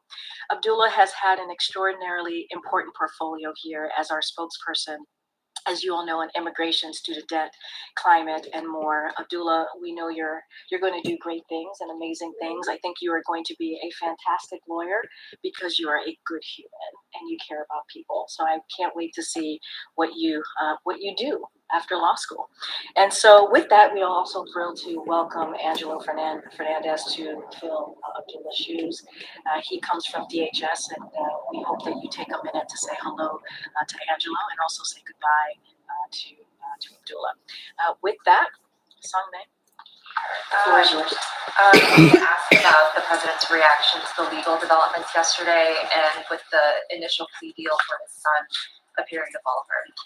So look, I'm really not going to say anything more than what I shared yesterday. This is a personal matter for Hunter Biden. This is a personal issue.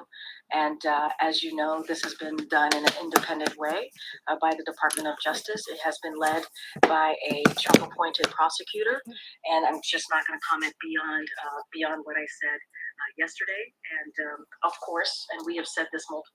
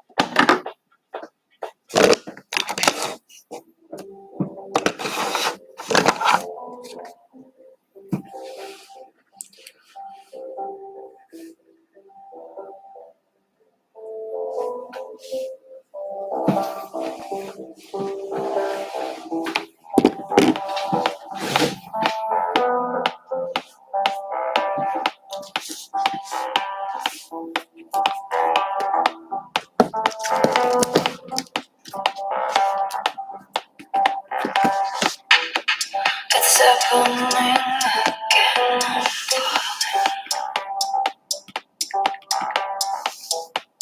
My mind is blue.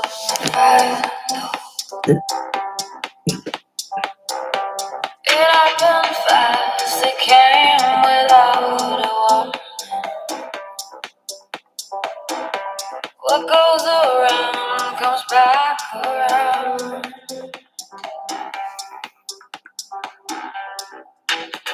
Now everything is fading out. In black and white, I mean my ghost. You are the dream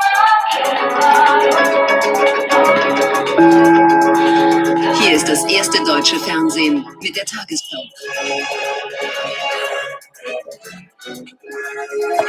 Heute im Studio Jens Huber. Guten Abend, meine Damen und Herren, ich begrüße Sie zur Tagesschau. Der Brand auf dem havarierten Autofrachter vor der niederländischen Küste ist noch nicht unter Kontrolle. Einsatzkräfte stellten ihre Maßnahmen zur Kühlung vorerst ein. Die Gefahr ist groß, dass zu viel Meerwasser ins Schiff gelange und es kentern könnte, so die Küstenwache. Umweltexperten warnen vor der Gefahr einer möglichen Ölpest im Wattenmeer. Die Fremantle Highway war auf dem Weg von Bremerhaven nach Port Said in Ägypten, als am Mittwochmorgen vor der Insel Ameland das Feuer an Bord ausbrach. Diese Aufnahmen macht die niederländische Küstenwache heute. Noch immer brennt es an Bord der Fremantle Highway. Der Insel Ameland, was hätte es für Folgen, wenn der Frachter sinken würde? Ja, das würde bedeuten, dass 1600 Tonnen Schweröl möglicherweise in die Nordsee fließen würden. So viel ist noch auf dem Frachter, das weiß man. Und das würde dann in das sensible Ökosystem Wattenmeer fließen. Und um mal so ein Gespür für die Größenordnung zu bekommen, es gab Ende der 90er schon mal eine Ölpest in der Nordsee. Damals hat ein Frachter 120 Tonnen, in Anführungszeichen nur 120 Tonnen Öl verloren. Und das hat schon eine dramatische Ölpest damals ausgelöst. Da sind Zehntausende Seevögel ums Leben gekommen. Und jetzt reden wir eben über die 10-fache Menge, mindestens die 10-fache Menge. Und das macht den Menschen Angst hier. Ich habe vorhin mit einem Wirt hier gesprochen, dem ein Strandpavillon gehört, und der hat gesagt, wir haben gerade die Corona-Pandemie hinter uns, wir haben gerade den Laden wieder voll und der mag sich gar nicht ausmalen, was es für die Region hier um Ameland bedeuten würde, wenn jetzt auch noch eine Ölpest dazu käme. Danke, Tobias Reckmann. Mit einem Afrika-Gipfel versucht Russlands Präsident Putin, international Verbündete zu finden. Zum Auftakt des Treffens in St. Petersburg versprach er den Teilnehmerstaaten verlässliche Getreidelieferungen. Die ärmsten Länder sollen sie sogar kostenlos erhalten.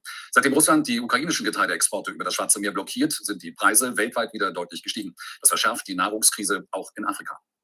Russland lädt zum Gipfel. Fast alle Staaten Afrikas kommen, doch längst nicht alle schicken die erste Garde. Nur 21 Staats- und Regierungschefs sind hier, weit weniger als beim letzten Russland-Afrika-Gipfel vor 4 Jahren. Der Westen sei schuld, er habe Druck ausgeübt auf die Staaten, um sie vom Russlandbesuch abzuhalten, hatte der Kreml erklärt. Doch manche Staatschefs dürfte er benötigt. Russlands Werben um Afrika hat wohl auch politische Gründe. Die afrikanischen Staaten haben mehr als 50 Stimmen in der Generalversammlung der Vereinten Nationen. Dort hat Russland seit Kriegsbeginn kaum noch Unterstützer.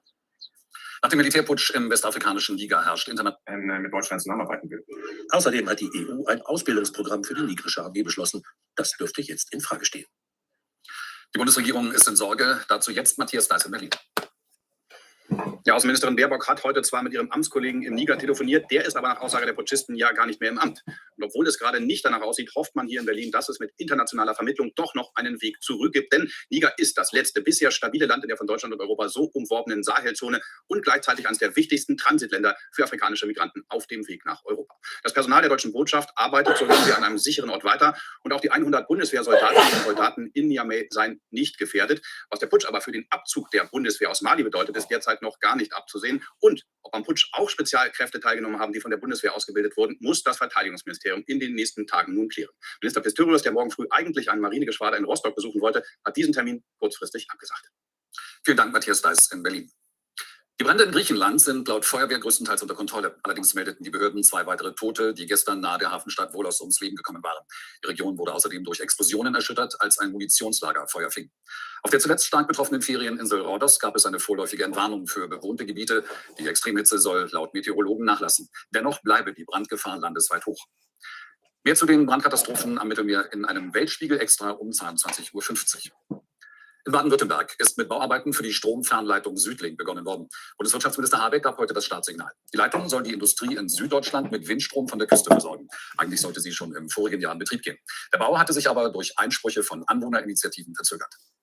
Ein beherzter Handschlag zur Begrüßung. Ab jetzt soll alles ganz schnell gehen in Leingarten bei Heilbronn. Bundeswirtschaftsminister Habeck ist zum Baustart eines Stromkonverters angereist. Ein erster Baustein der Nord-Süd-Stromtrasse namens Südlink. Es sei ein wichtiges Projekt für die Energiewende. Vielleicht das schwierigste und auch größte Teilprojekt der Netzinfrastruktur wird jetzt realisiert. Eigentlich sollte die gesamte Stromautobahn bereits 2022 fertig sein. Mit dem Atomausstieg sollte die Trasse Windenergie von Brunsbüttel an der Nordsee in den industriereichen Süden transportieren. Doch von der Gesamtstrecke steckt bisher fast alles noch in Planfeststellungsverfahren. Nur die letzten 17 Kilometer in Baden-Württemberg sind genehmigt. Immer wieder gab es Verzögerungen, auch wegen bundesweiter Proteste gegen das Projekt. Umweltschützer und Anwohner sprachen von Monstertrassen, die anfangs noch oberirdisch geplant waren. Am Ende einigte man sich darauf, die Kabel unter die Erde zu legen. Die Kosten stiegen. Mindestens 10 Milliarden Euro soll die Stromautobahn kosten. Doch auch mit unterirdischen Kabeln wie diesen bleiben Sorgen, zum Beispiel bei Landwirten. 30 Meter müssen nicht nur die Äcker von Matthias Belz aufgegraben werden. Es wird dann auch wieder 10, 15 Jahre dauern, bis der Boden im Baubereich praktisch wieder zurückrekultiviert wurde und wieder seinen Ursprungszustand erreicht hat. Geht es nach dem Bundeswirtschaftsminister, soll der Strom zwischen Nord und Süd da längst fließen. Laut aktuellem Plan soll die Trasse 2028 fertig sein. Die Deutsche Bahn ist mit ihrer Halbjahresbilanz in die roten Zahlen gerutscht. Als Grund nannte Bahnchef Lutz Ausgaben für die Sanierung des maroden Schienennetzes. Die Zahl der Fahrgäste ist zwar gestiegen, der Umsatz ging jedoch zurück. Der Anteil der verspäteten Züge stieg weiter auf 31,3%. Dabei zählt die Bahn ausgefallene Züge nicht mit. Über diese Fern- und Regionalbahngleise rollt alle 5 Minuten ein Zug. Eine der meistbefahrenen Bahnstrecken Deutschlands. Um die maroden Schienen zu sanieren, musste die Strecke der Berliner Stadtbahn, wie viele andere bundesweit, mehrmals gesperrt werden. Baustellen aber belasten Bahnkunden und die Bilanz des Konzerns. Der Umsatz ist im Vergleich zum Vorjahreszeitraum in den ersten 6 Monaten dieses Jahres um 11% gesunken. Auch der Ertrag brach ein. Während der Konzern im ersten Halbjahr 2022 noch einen Gewinn von 424 Millionen Euro verbuchte, hat die Deutsche Bahn jetzt einen deutlichen Verlust eingefahren von 71 Millionen Euro. Defizite auch im Service. Ja, auch das erste Halbjahr 2023 war in Sachen Pünktlichkeit ein nicht einfaches. Wir haben unsere eigenen Ansprüche und auch das, was zu Recht ja von unseren Kundinnen und Kunden erwartet, wurde nicht erreicht. Stichwort Fernverkehr. Bei Weltmeisterschaft der Frauen haben die Gastgeberinnen aus Australien den vorzeitigen Einzug ins Achtelfinale verpasst. Gegen Außenseiter Nigeria verlor das Team mit 2:3. Zuvor gab es eine Wiederauflage des vergangenen WM-Finales. Die Weltmeisterinnen aus den USA und die Niederlande trennten sich im zweiten Gruppenspiel 1:1 unentschieden. Außerdem warf Portugal Vietnam mit 2:0 aus dem Turnier. Ricarda Bauernfeind hat die 5. Etappe der Tour de France der Frauen gewonnen. Im südlichen Zentralmassiv fuhr die Ingolstädterin fast 40 Kilometer alleine vor dem Feld. Am Ende kam die Fahrerin vom deutschen Team Canyon mit 200 Metern Vorsprung ins Ziel. Im gelben Trikot bleibt die Belgierin Lotte Kopecky. Hitzerekorde weltweit. Der Juli wird nach UN-Angaben vermutlich der heißeste Monat seit Beginn der Wetteraufzeichnungen. Die Welt sitze auf einem heißen Stuhl, sagte Generalsekretär Guterres. Und damit zum Wetter bei uns. Das Tief bei Irland sorgt weiterhin für wechselhaftes Wetter, bringt uns aber auch deutlich wärmere Luft. Heute Nacht fällt regional zum Teil kräftiger Regen, vor allem im Norden sind auch ein paar Gewitter dabei. Morgen viele Wolken, ab und zu etwas Sonne, die anfangs in Alpennähe, später in der Nordhälfte Lücken findet. Hier und da gibt es Schauer, stellenweise auch Gewitter. Etwa von Rheinland-Pfalz und dem Saarland bis in die Nordhälfte Bayerns regnet es teilweise längere Zeit. Heute Nacht verbreitet mild, am Rhein sogar nahe 20 Grad. Auf den Nordseeinseln sowie unter Regenwolken morgen um 20 Grad, sonst vielerorts sommerliche Werte. Am Samstag weiterhin wechselhaft und teilweise heftige Gewitter. An dem unbeständigen und nur mäßig warmen Wetter ändert sich in den folgenden Tagen wenig. In den Tagesthemen um 22:15 Uhr mit Helge Fuß gehen wir der Frage nach, wie groß die Gefahr einer Umweltkatastrophe durch den Frachterbrand vor der Nordseeküste ist. Und außerdem beleuchten wir die Probleme des Volkswagen-Konzerns, auf dem E-Automarkt den Anschluss zu halten. Ich wünsche Ihnen noch einen schönen Abend.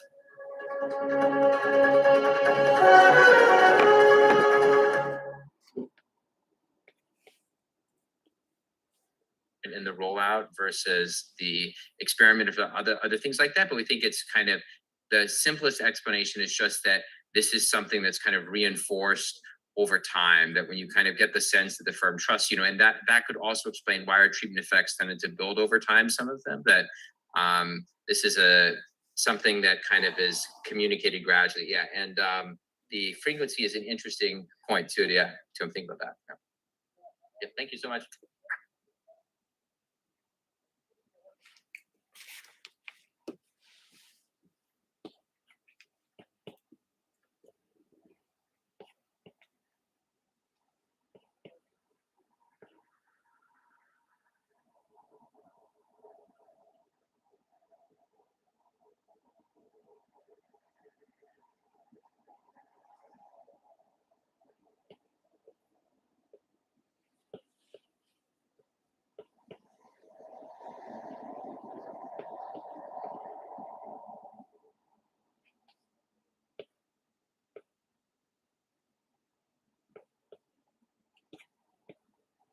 Respect for the rule of law and public safety. And so we echo the strong condemnation of yesterday's action by Economic Community of West African States and other regional and international organizations. We are monitoring the situation closely, and we are in communication with the U.S. Embassy. And so as I just mentioned earlier, we have put out an alert to the via the U.S. Embassy. They released a security alert on all Americans who are there and how they should move forward. And so we'll continue to keep a close eye on what's going on there. One more question. How does this administration reassure Americans who worry about the health of leaders in Congress and here at the White House because of their advanced age?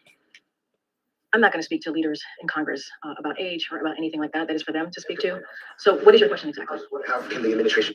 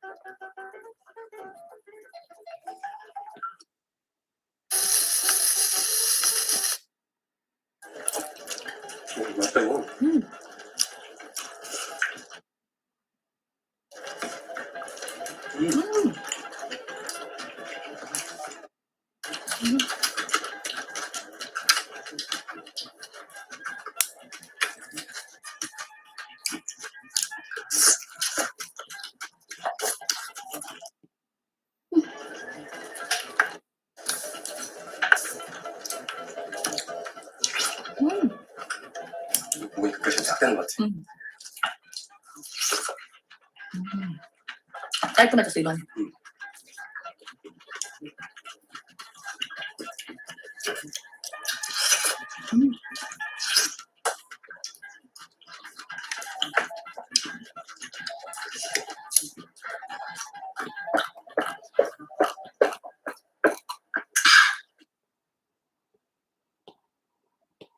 Thank you very much, Catherine. Thank you very much for everybody for coming. This is a joint work on anonymity and identity online with Paul Goldsmith-Pinkham, who's in the audience, and Kyle Jensen. As I said, this presentation includes numerous excerpts of offensive speech, including racism, sexism, and threats of sexual violence. So I wanted to get that trigger warning out beforehand. Now, what do I want to talk to you about today? It's, I believe, a very important topic for everybody in this room and for everybody in our profession, namely toxic speech in economics. What do economists say when they're anonymous? Why are we interested in that question? We're interested in that question because we think this is indicative of what goes on behind closed doors and in private conversations. We would like to document how widespread is toxic speech in economics. Who engages in such speech? Is it the downtrodden, the disaffected? It doesn't face prices, right? So there are a lot of things that they did to soften price competition here. Those incremental subsidies also have another advantage, and they're really good for providing some nice identification strategy for us to estimate some key elasticities, as I'll show you on the next slide. So basically what we're going to do is take this setting and use a diff and diff design where we're going to use changes in plan premiums over time as the plans try out different pricing strategies and move their prices around. Interacted with the fact that the people below poverty don't face any price changes and allow us to kind of, pick up any changes in quality that might occur over time that might be endogenous to the changes in prices. And we're going to do this kind of diff and diff thing where we'll compare changes in enrollment and changes in average cost for the people that face changes in prices for the people versus the people who don't. Okay. When we do that, we have a big set of price change experiments. Okay. We have some increases and some decreases that we can use. And the increases are about $20 on average. The decreases about $20 on average. And when they happen, we can show what happens to enrollment, to these log shares, and to the average cost of the people enrolled in the plan. So on the left side here, we have demand, we have the market shares. You can see that an $18 increase in the premium leads to an 18% increase in market share. So people are really price sensitive in this market. Okay. And on the right side, more importantly for our theory, we show the average cost. And what we see on the right side is an $18 increase in premium leads to a $20 increase in average cost, suggesting the slope of this average cost curve exceeds 1, and it's kind of in that danger zone. So it does appear that the idea is empirically relevant in this setting. Yeah, David.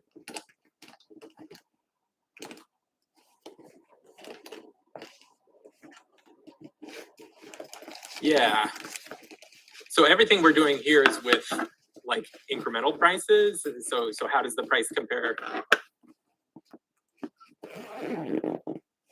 Yes, yeah. So we're going to do it structurally in just a minute, but we haven't done this cheapest plan separate effect. We have done a bunch of these types of case studies where we do it only for switches of the cheapest plan to show that things are particularly stark, when that happens. But that's right. Dan, did you have a point?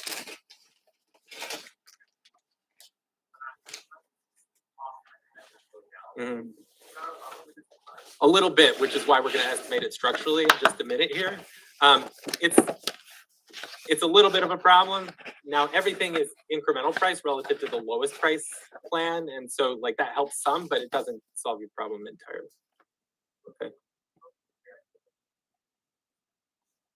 Right. Yeah. So that's important too. That everything here, I'm comparing people above poverty in the same plan as people below poverty. Okay. But there still could be some kind of spillovers of other plan price changes onto enrollment in this plan, which is why we'll estimate it structurally. Okay, but the reduced form results here, they do suggest really high price sensitivity in this market. Not that surprising because as we were talking about with Matt, a lot of people in this market are new to the market, and well, not necessarily new, but they're active choosers, and that's different from a lot of health insurance markets.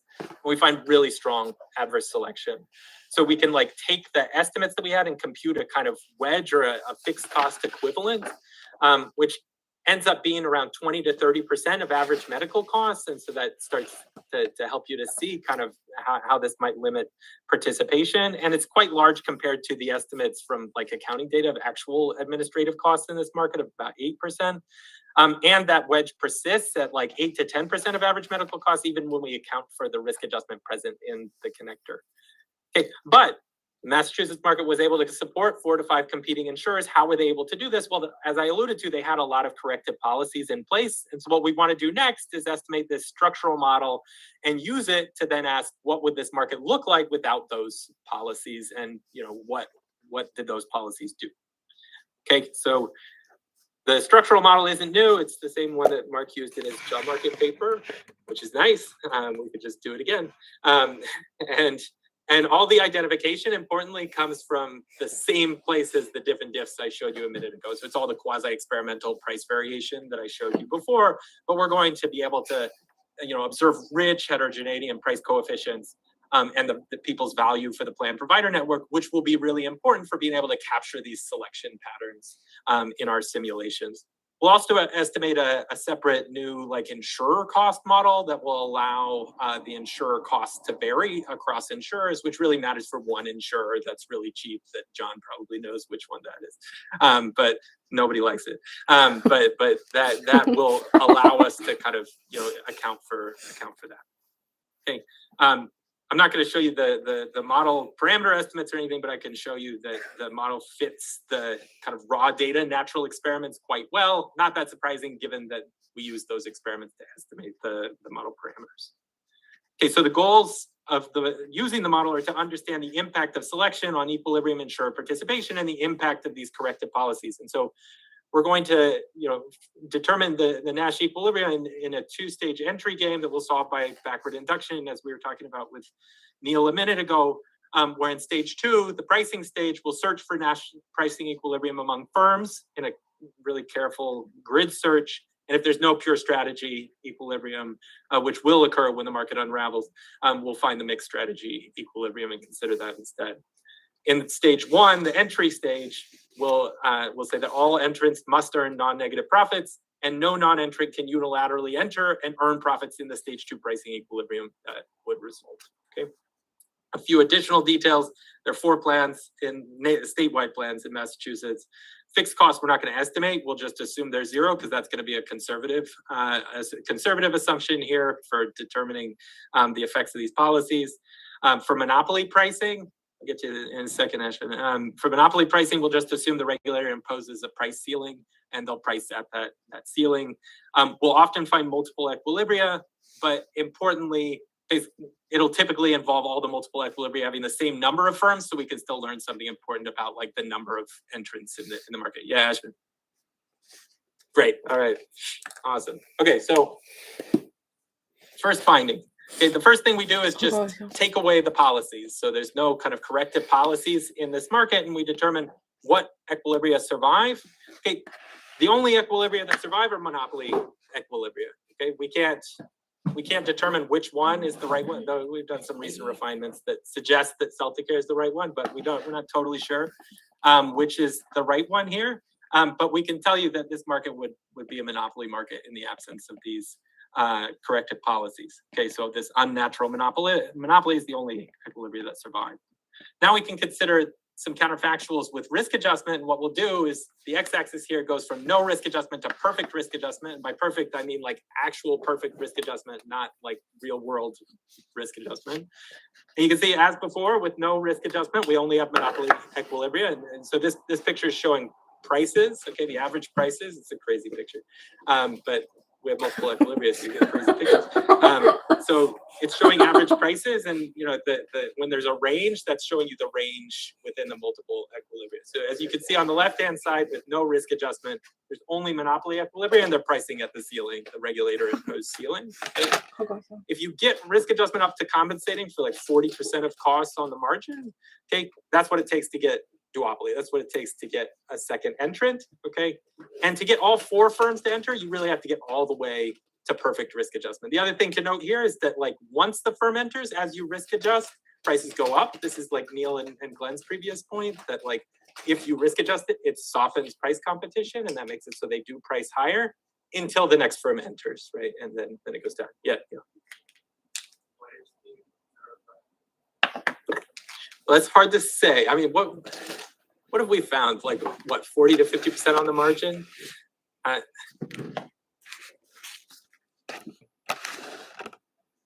Yeah.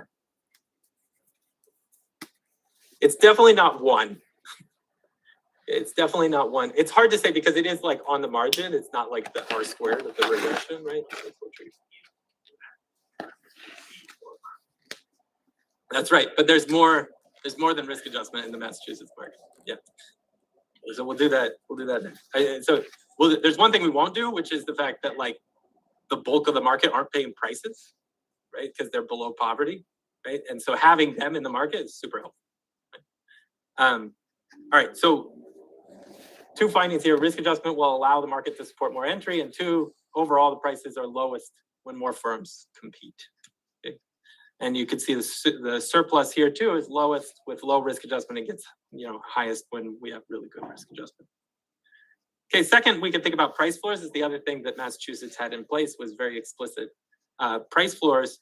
And here we're looking at price floors, increasing on the x-axis, and this is with 50% risk adjustment in place. Okay, that's going to be our kind of baseline here. So with the risk adjustment in place, with no price floor, you can get, with 50% risk adjustment in place, you can get duopoly. Okay, but then as I ramp up that price floor, you can get a 3rd firm to enter, you can get a 4th firm to enter. Okay, and the important thing to see here is that by a little bit, the kind of optimal price floor here is a price floor just above the average cost across the market. The average market-wide cost is much more stark when the risk adjustment isn't in place, but the optimal price floor would be just above that average cost across the market, which is really intuitive because once the plans kind of undercut themselves below that average cost across the market, there's not enough revenue coming into the market to cover the costs, and that's just not sustainable. Yeah, deal.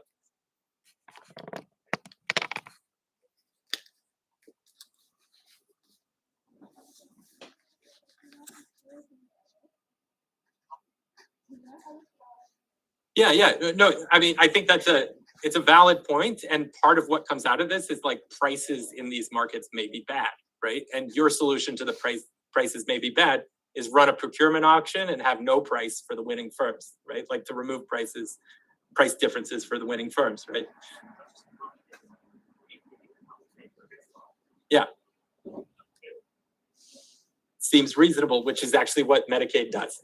Right, like what Medicaid does is there will be no incremental prices. They'll just run a procurement auction and take not always the lowest bidders, but take their favorite bidders, and then people choose without the prices. And one of the points we're trying to make is that prices in this type of market can be really problematic, which may suggest you want to do that type of thing instead. I totally agree.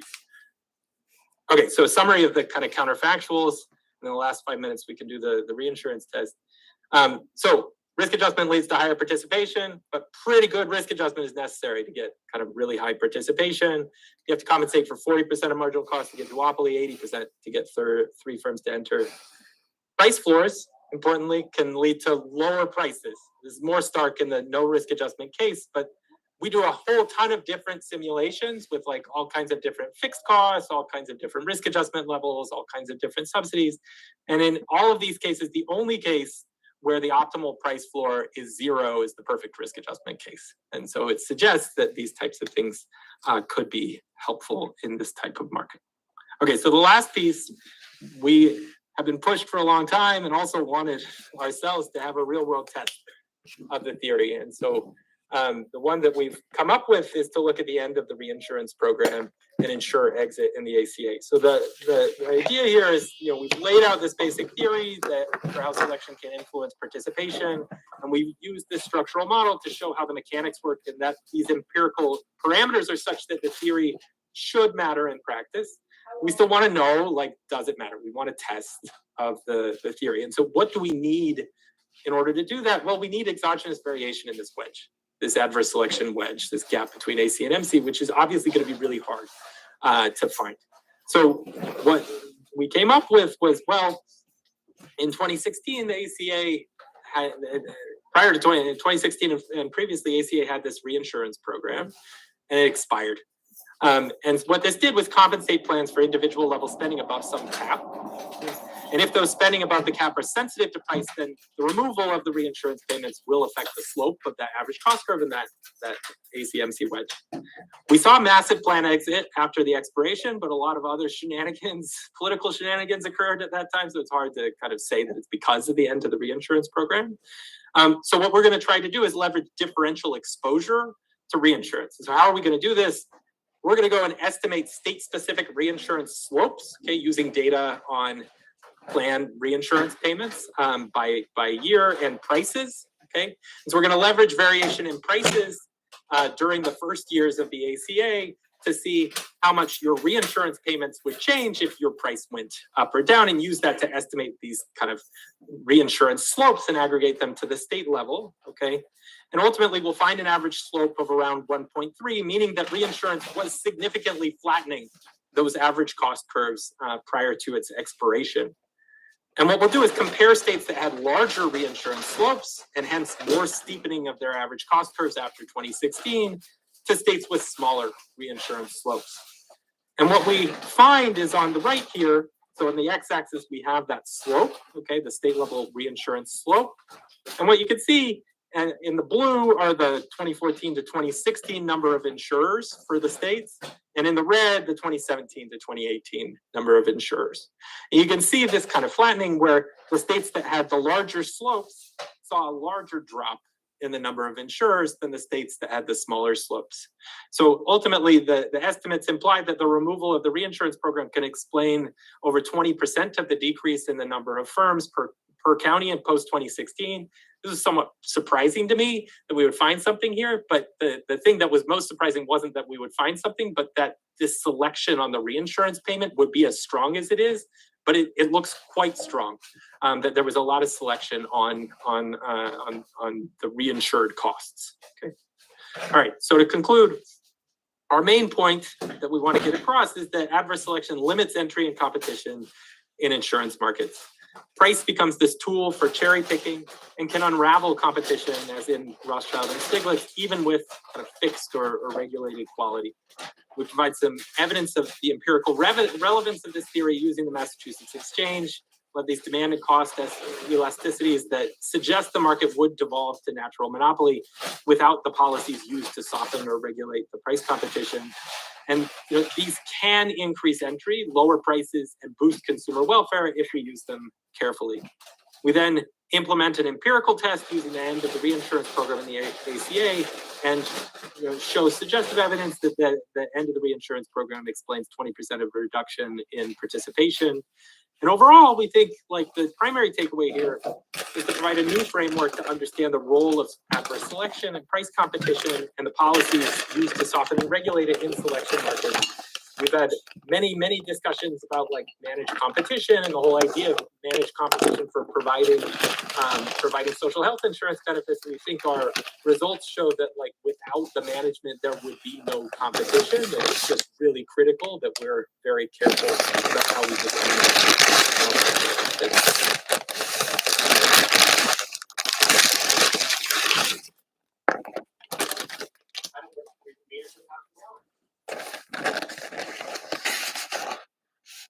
Hi.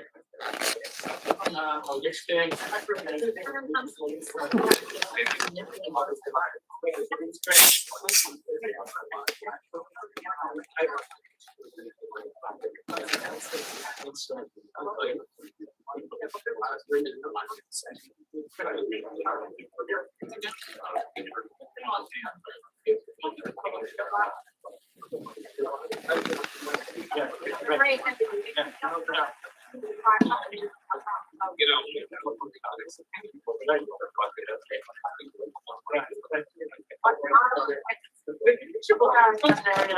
I think I know. I know. 我搞一下，感觉自己的每一个行为都可以被就是呈现在 live 的专业演讲讲座里面。Yeah, I just yeah. The government is really strong.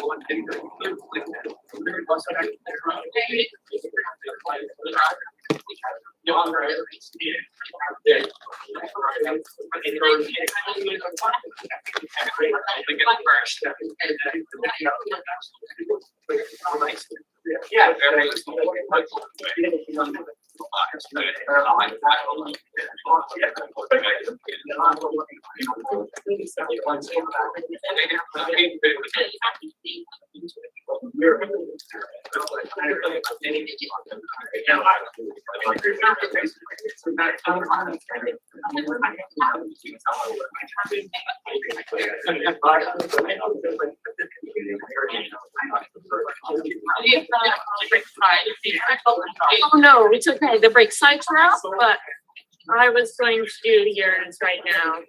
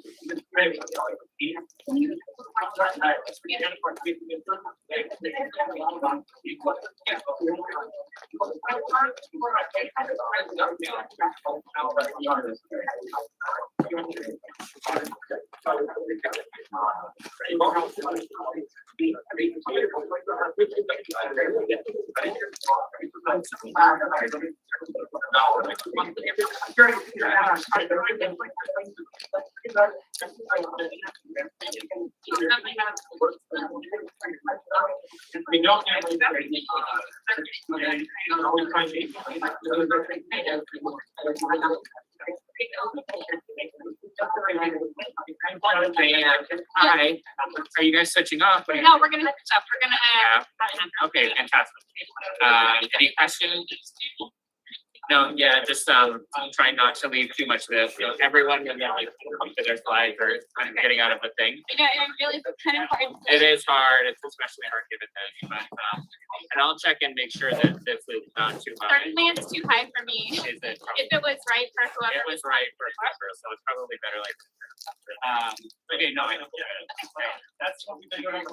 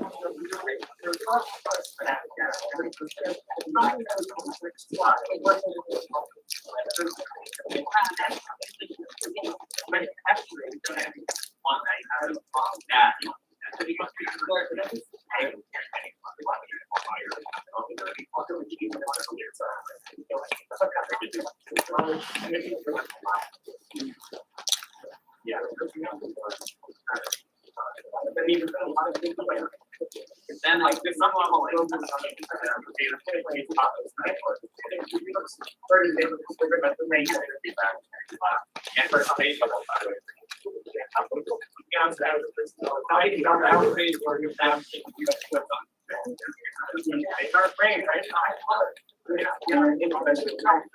Thank you very much. If we get started even already, go get your like I mean, Mine too. so I got a really good. Yeah, no, There's easier, I wanted to be easier, but you can that's Wait, what is happening? My flight got canceled. Is the storm here? But it just something I think okay. Well, you've already seen the talk anyway. At Airman. Thank you though. I'm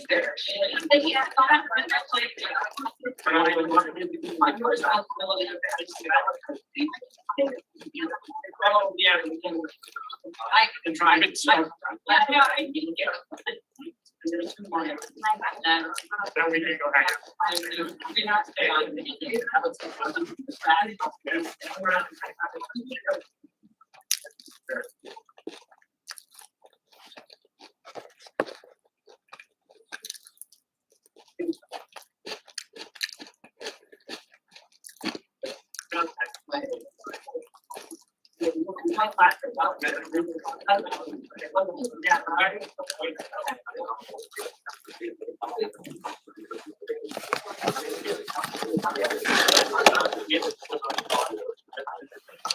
Yeah.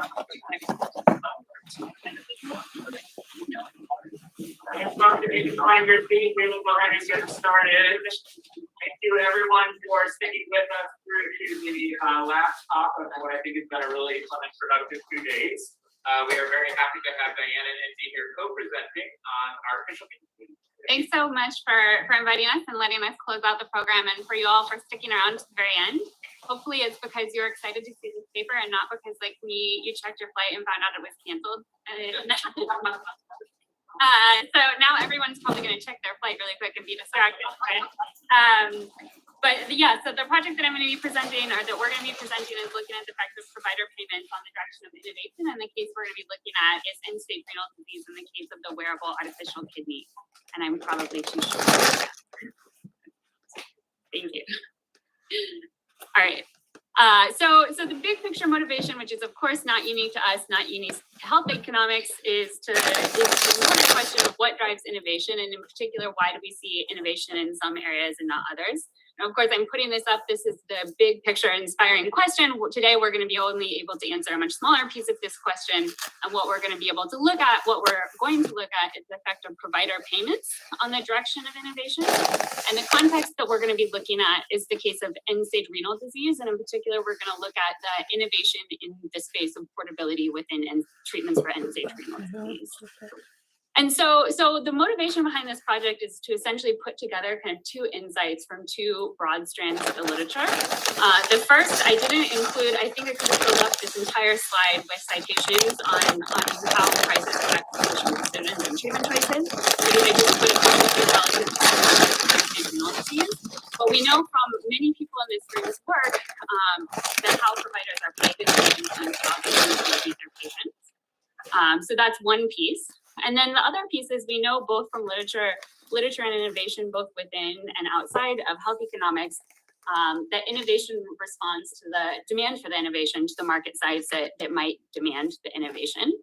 And so what we're doing in this project is essentially putting these two things together. We think that how providers are paid is going to influence the treatments that they choose to use. And then we think that the treatments that the providers are using is going to influence the market size. And so we're essentially going to put together those two insights and look at it in the case of end-stage renal disease.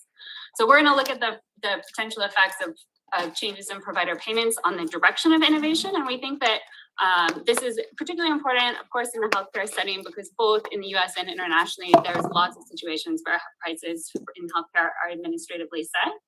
And so from the first literature on the effect of how payments affect physician treatment choice and decisions, we know that it's important to get the prices right for optimal patient care today. But if there's kind of this additional follow-on effect, then it's also especially important because it will kind of build on getting the incentives right is also important for optimal patient care in the future through this innovation channel. So that's what we're going to be looking at today. First, I'm going to start and give, probably in this room more than almost any other room I've ever presented in, I don't have to give as much background on the health parts of this. But what we're going to be looking at is people with end-stage renal disease. And so what is end-stage renal disease? End-stage renal disease is when people's kidneys have, people whose kidneys have stopped functioning on a permanent basis.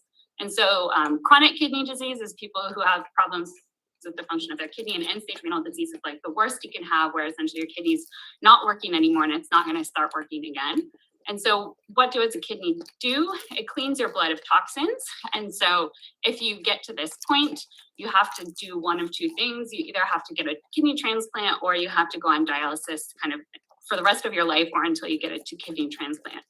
And so what dialysis is a maintenance therapy where essentially some sort of technology is doing the work of what your kidney was doing before, which is cleaning your blood. So that's what we're talking about here. And then we think that this is a unique and interesting context for our question of the effect of provider payments on innovation for a couple of reasons. One reason that is quite nice is that probably many people in here know everyone who has end-stage renal disease is eligible for Medicare. And so this is a situation where we have one set of provider prices that are going to have an outsized influence on the market because most people who are being treated with dialysis from end-stage renal disease are going to be covered by Medicare. So there's kind of one big set of prices floating around that will have an outside influence. That being said, we don't think that things that we find here today are kind of specific necessarily to end-stage renal disease. So if you look, this is just going to the MEPS and tabbing out the ICD-10 codes with the highest share of Medicare coverage. So even though for other diseases, it's not true that everyone is eligible for Medicare because they have the disease, just because they hit people at older ages. There are lots of other diseases that have very high share of people that are covered by Medicare. And so chronic kidney disease is coming in here around 80%.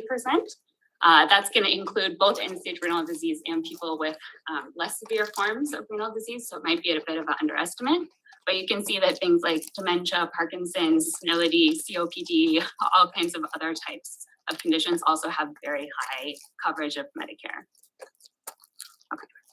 And then another reason we think that this is a nice 不 context 知道 to 为什么 look 这个有点 is that we 毛 have 栗子的 two 感 broad 觉。 categories of how people receive 这个 dialysis.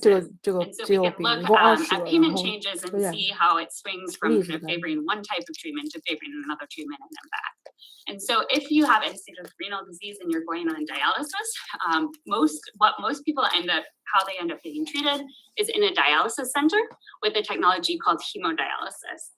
And so what hemodialysis is essentially, you get hooked up with an IV to a big machine, and the machine is turning all of your blood out of your body and cleaning it and then turning it back in. And so in the US and also in most countries in the world, in-center hemodialysis is the most common way that dialysis is treated. This is very disruptive, both biologically and kind of socially. So you have to go to these dialysis centers three or more times a week for 3 to 4 hours. So it can be kind of hard to do things like hold down a normal work schedule. It's also very disruptive biologically, because instead of just kind of having this natural, gradual process of cleaning the blood, you're kind of smashing it all into this really, really short time period. And so it's very disruptive biologically as well. So that's one way you can get dialysis. The other way that you can get dialysis is at your home. And if you get dialysis at your home, the most common way that will happen is a technology called peritoneal dialysis. And peritoneal dialysis is when, instead of hooking up to one of these big machines, you're using your body's peritoneal membrane as the filter. So this is necessarily much smaller technology and more home friendly. And essentially you can do it at night. So you can do it much more frequently. Instead of just a couple of times a week, you can do it every day. And you also do it and much more slowly, so over a longer time period. So it's both kind of more convenient for scheduling reasons, and then also kind of more gentle process on the body. And this is going to become important. I'll come back to this later on. People who get more frequent dialysis end up using fewer kind of ancillary intravenous drugs to control the side effects. And then the last option is home hemodialysis, which is essentially using the hemodialysis technology in centers but at your home, which is going to be very rare during this time period, but is something that there's also innovation in. So at a high level, you can get your dialysis in a center with one of these hemodialysis machines, or at home, usually peritoneal dialysis or home hemodialysis. I think it's important to note, it is true that not every person with end-stage renal disease would be eligible to be treated at home. But there have been some big surveys of nephrologists that say that from these surveys, it seems like upwards of 80% of people would be medically and socially eligible to receive at-home treatment. I'm going to show you, or we're going to show you later on, that through this time period, it's only going to be like 5 to 15% of people who are receiving at-home treatment. So many fewer people, it seems like, are getting treatment at home than it seems like they could be medically. Also, in these surveys of nephrologists, they ask them what type of treatment they would want to get if they needed dialysis, and basically 100% of them say at home.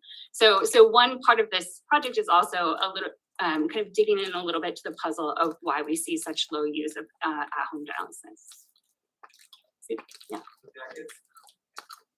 So if you're going to emphasize payment, you ask, are the kidney societies and nephrologists kind of up in arms about why their patients are getting lower quality care because of biased payment rates, or is there some other medical explanation for why the center is really dominant model? Yeah, so something that, well, part of the story is what we're going to be arguing is that there has been kind of a suppression of innovation in portability toward that makes the kind of at-home easier and better. I think another part of the story is we just don't really know. So outside the time period of what we're studying, there have been some policy pushes to try to get more people moved to at-home dialysis, because I think people recognize that it's generally the kind of easier way. I think it is a bit of a puzzle why it's so low. I think part of it might be that kind of the ideal model is that you have renal failure, you meet with your nephrologist, you talk about the pros and cons, and then you pick one way. But what may often happen is you're in some sort of health crisis and they just kind of send you to a dialysis center, and then you just kind of continue along that path. Mm-hmm. Is there a consumer knowledge and innovation? The local consumer resistance to innovation. We don't know much about it, but they do more and much older. So is there evidence that certainly the consumption can actually really feel safe in the eyes. Like sitting at home. That could be part of it. I don't have any direct evidence on that or survey evidence to show you, but I'm sure that that might be, I imagine that that would also be part of it, is that maybe you have kind of a higher level of trust to go in and have healthcare professionals work with you. They do train you how to do it's not like they just send you home with the machine and are like, here you go. But it is true that there may be some people who, it might not be that everyone would want to do peritoneal dialysis. And so I'm just going to push on a little bit and then I'll come back to you. So basically, dialysis has remained predominantly an in-center therapy, while we've seen other kind of conditions that are chronic conditions with some sort of organ failure that you need a maintenance therapy. I've seen a lot of equipment miniaturization, so things like the left ventricular assist device, closed loop insulin pump. Of course, all medical devices are going to be very different, but we think that there are kind of reasons that these are conceptually similar devices. Have seen a lot of this miniaturization and portability improvements, and we haven't seen it in dialysis. So just to put up a few pictures, these are some early devices or early versions of left ventricular assist devices. So on the left is the very earliest one where it's just like a huge pile of like tubing. So obviously not very small. Then there's some improvements and it becomes implantable, but it's still like really big and pushing on your organs and not great. And then you zoom forward a few decades and there are these kind of teeny tiny pumps with like battery packs that you're wearing around that people can kind of live their life with this device for a long period of time. Just to give you a sense of the size of these markets, the markets for these different types of technologies, there's around 600,000 people in the US living with advanced heart failure, which is like the heart failure version of end-stage renal disease where you need some sort of intervention or else you're going to die. Early insulin pumps is the same kind of idea. They used to be these like giant microwave-sized devices, and now they're these teeny tiny little wearable devices that you would have no idea that the person even is using this type of technology. There are more people with, especially type 1 diabetes in the US, and the population using closed-loop insulin pump is just over 1 million. It's almost all type 1 diabetics. Of course, if you were to include the market to be type 2 diabetics as well, that would be massive, but this seems to be mostly used in the treatment of type 1 diabetes. And then this is hemodialysis, which is the machines that are being used in the centers or a few people are using at home. Basically, since this technology existed, it's this kind of giant machine. It stays a giant machine. It stays a giant machine. Sorry, I'm not supposed to. And then only in the last decade or so, you see all of a sudden out of nowhere a few smaller machines coming out. And there's a kind of similar population size, around 800,000 people in the US living with end-stage renal disease. And so what we're essentially asking in this project is dialysis technology just kind of fundamentally different? And it is, right? Of course it's different. But is there a case that can be made that financial incentives that have favored in-center treatment over a long time period have kind of hindered innovation in this space? And so that's where we're going with this project. Sure. The question I had was, is there some kind of insurance pathway that is conditioning patients to take one route or another? For example, is there some kind of a requirement by insurance by Medicare that you have to do dialysis center for a bit before you qualify for home care? Yeah, that's a great question. In fact, it would tend to be the opposite, that you would do at-home dialysis first. If you do peritoneal dialysis for a long period of time, eventually you may get kind of scarring that might mean that you might have to fail out and do at center. So typically if people were to do at home, they would do it first. And then the other point that you made about incentives through the insurer, I need to push more into this, but my reading of how Medicare, how the kind of patient responsibility for the prices of these two different types of treatment is that actually, if anything, it would be better for the patient to do at-home dialysis. And so it seems like it would even work in that way, because you're going to see they're going to be getting, both of them are doing dialysis, so that, but the people who are getting at-home dialysis use a lot fewer kind of ancillary services along with it. Any other questions? Okay. So at a high level, what are we going to do in this paper? We're going to look at the effect of the model. There's little correlation actually between the long run and the short run elasticities. So the correlation there is about 0.17. And so that's quite striking that both of these are showing such high long run distortion centralities. Now there's a number of further papers in the paper, the marginal effects here. So this is the short run marginal effects, and here the long run, you can see this is around 2. So again, there's this large difference between long run and short run. So extra dollar in profits in cement leads to a $2 lower steady state output. That's the interpretation of this. We then look at differences between reducing common ownership in cement and increasing the level of entry. And so the bulk here comes from common ownership, reducing 75 to 85% of the output wedge.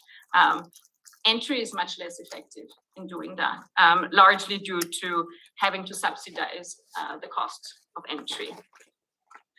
Now, I started the talk with talking about some of the lowest income countries. Here we pick these set of countries. What happens, so we don't do this for sub-Saharan Africa because we don't have very good estimates for markups at a sector level that we could feed into the input-output structure.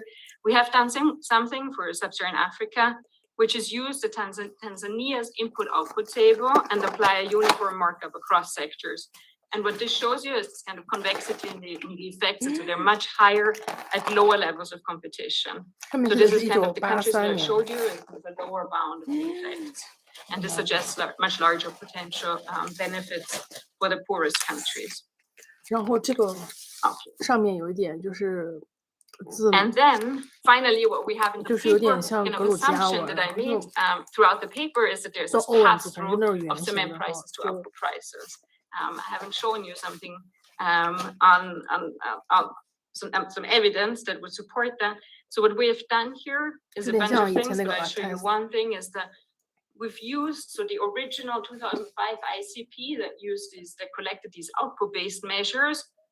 Here, this is a table that correlates them. For the countries, they do this for their ring countries and that they use to pin together the PPPs. And so this shows you the correlation between cement prices and these outputs here. And you can see that there are significant correlations in a lot of these outputs that use cement, exterior sidewalks, structural footings, structural columns, but we don't see this for example, unskilled and skilled labor, suggesting that there is some correlation there and pass-through of prices to costs. This is suggestive evidence, but I think this is what we can do at the moment. Okay, so in conclusion, what we find is that there's large price dispersion of key intermediate inputs, and that's masked in the aggregate price indices. And this is true even when we look at the sector level. So if we looked at the sector level PPP of the construction sector, we wouldn't be picking this up. So we really need to think about kind of the inputs and work with the input level data to see this. What we've done here is we put together data on market structure, location of firms, prices, and profits at a global level. And what the oligopoly model suggested that lower competition leads to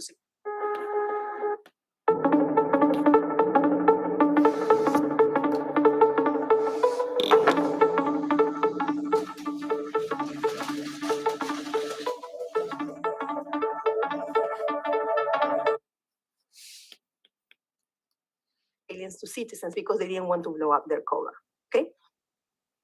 And we also did two heterogeneities, which were based on these attitudes and norms. One is police officers, and the other one's based on citizens' attitudes of harassment. And here the idea is very simple, no? Being active at the hotspot is costly, you need to move around, being active, and the cost will depend on your views towards harassment. And the same in the side of the citizens, no? Citizens that have better views, that they tolerate less this type of crimes, maybe they will put more pressure to the officer to react, and this will reduce their cost of being active. The randomization was stratified by type and footfall. We have the balancing across the different areas, also in the spillovers. And we also, as I said, we not only got this, the randomization we did, but also a composition of teams with different views each week. And we study how these interact with police patrol. Okay, this is the timeline. So December 2018, our engagement was confirmed. July 2019, we finalized. Then we did the baseline survey. The intervention began in September 2019, so you can see where this is coming. Intervention ended in February 2020. We were supposed to have here an endline. COVID hit. So originally, we wanted also to do the same survey that we did at baseline, at endline, to try to measure a little bit more about labor force participation and mobility from the women that we surveyed at baseline, but we couldn't do it. We tried to do it with phone survey, it was impossible. So the only outcome that survived of our primary outcomes is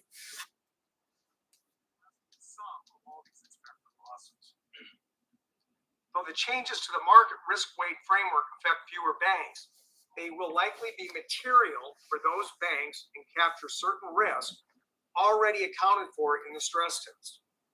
For example, the proposal would replace the existing market risk measure with a new one that is intended to better account for extreme losses. Similarly, the market shock component of the stress test is designed in part to mimic the effects of a sudden market dislocation. And the market shock in the stress test is meaningful in terms of requirements. For example, in the 2023 stress test, it contributed to $94 billion in losses for the largest firms, and those losses result in higher stress capital buffers. It is not clear to me why our large banks should face a further roughly 70% hike in market risk capital requirements, on top of the existing post-crisis requirements to address risk in the trading book, including market risk capital requirements plus the stress test. And I worry that doing so could discourage those banks from engaging in certain market-making activities, which could impede market function. So what else might we be trying to achieve with this proposal? One goal of the Basel III Endgame Agreement was to standardize risk assessment and not rely on internal bank models in the regulatory capital framework. But that goal has already been largely achieved in the United States through enhancements to the standardized approach, including the addition of the stress capital buffer, which resulted in an existing standardized capital requirement that is generally more binding than the requirement determined by the firm's own models. Another goal of Basel agreements generally is to harmonize requirements around the world. Unfortunately, this proposal does the opposite. In the United States, we have already gold-plated our regulatory capital regime relative to other parts of the world, with the stress capital buffer and a more stringent GSIB surcharge. If the Basel standards are implemented in other parts of the world in a less standardized or less stringent way than envisioned in this proposal, U.S. banks would be put at a disadvantage relative to international banks. For all the talk of harmonizing regulations, I'm afraid this proposal may do the opposite. Now, up to this point, we focus on how the proposal would affect the resiliency of U.S. banks. But there is not a one-to-one relationship between bank resiliency and financial system resiliency. Even if we were to further increase our requirements, are we sure it would actually improve the resiliency of the financial system and health of the U.S. economy? There is an upper limit, of course, where costs outweigh the benefits. An increase in capital requirements forces banks to hold more capital against the services they provide to families and businesses, which is equivalent to imposing a tax on those services.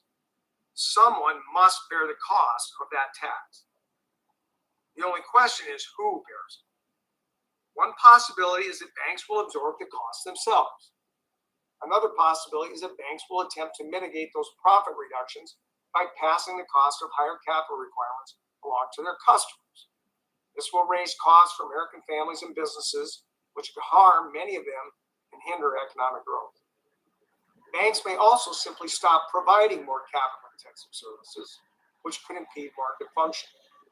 It is possible that some of those services could migrate outside of the banking system to less regulated entities that can provide them. But as we saw during the pandemic, a lot of problems can emerge from non-banks that operate outside of our view.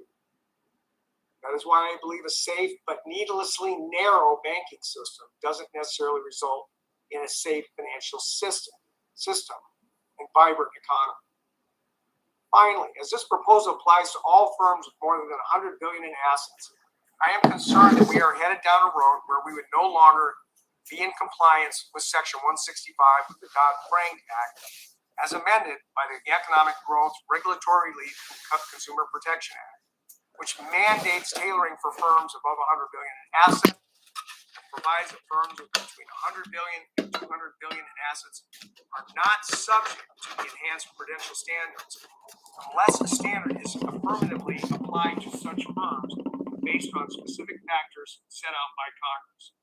It is unclear to me whether this proposal meets that statutory bar. Again, I appreciate the work that staff has done on this Basel III proposal. I am not convinced that it improves the resiliency of the financial system. At the same time, it will increase costs for families and businesses and impede market function. I don't think those costs are worth bearing without clear benefits to the resiliency of the financial system. For that reason, I cannot vote for it. I am in favor of the proposed calculation changes to make the GSIB surcharge more risk sensitive and reduce cliff effects. I note, however, that there has not been a broader comprehensive assessment of the calibration of the GSIB surcharge since it was established in 2015. And I believe we should undertake such an assessment with changes as appropriate. Thank you. Governor Cook, please. Thank you, Chair Powell. I would like to recognize and thank staff for their hard work on these rulemaking proposals. The proposals themselves are thoughtful, considered, and sensibly focused on larger firms with more than $100 billion in assets. In addition to the dual mandate of stable prices and maximum employment, Congress has imbued the Federal Reserve with a responsibility to maintain the safety and soundness of the financial system. Our efforts in supervision and regulation center on this responsibility, as well as maintaining a diverse and resilient banking system. The strength and efficacy of regulation depends on the public trust. As such, these proposals are part of an open and transparent process that invites public comment. I look forward to seeing that feedback on all aspects of the proposal. I believe the best and most appropriate rules will come with feedback from a broad range of organizations, and I encourage the broader public and all those with the state to offer their insights.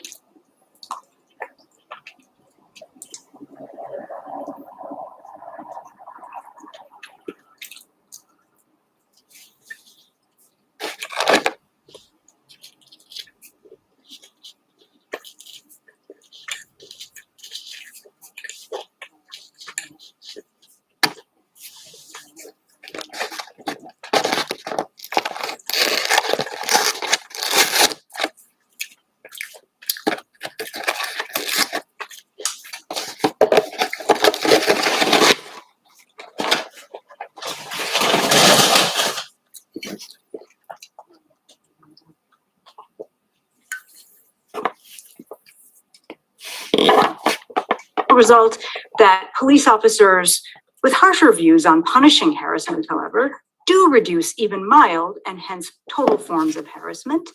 And the interpretation that's offered here is that norms that govern police behavior are a critical mediator. Now, in the presentation, I noticed you use the word attitudes. In the paper, it's very much geared toward norms. So I'm gonna, in part target my discussion around norms using that language. All right. So in terms of what I'm going to talk about in my discussion, I'm going to spend most of it talking about how there's a couple of puzzles that are presented in the pattern of results that make us want to learn or think a little bit more about why the intervention is having the effect that it's having. And then I'm going to close with just 2 quick suggestions. So in terms of the first part, the first point I want to make is about the intensity of treatment. So the treatment effects we're observing here are pretty large, given the relatively low intensity of the treatment. So the officers are patrolling hotspots for about 15 minutes, and each hotspot is visited 3 times a week. So each hotspot is getting patrolled for 45 minutes a week. Severe harassment is dropping by 27%. So what could be going on? So one thing I wanted to understand is what guided the decision to have the length of the patrols be 15 to 20 minutes. And the second is I wondered if you could leverage some of the qualitative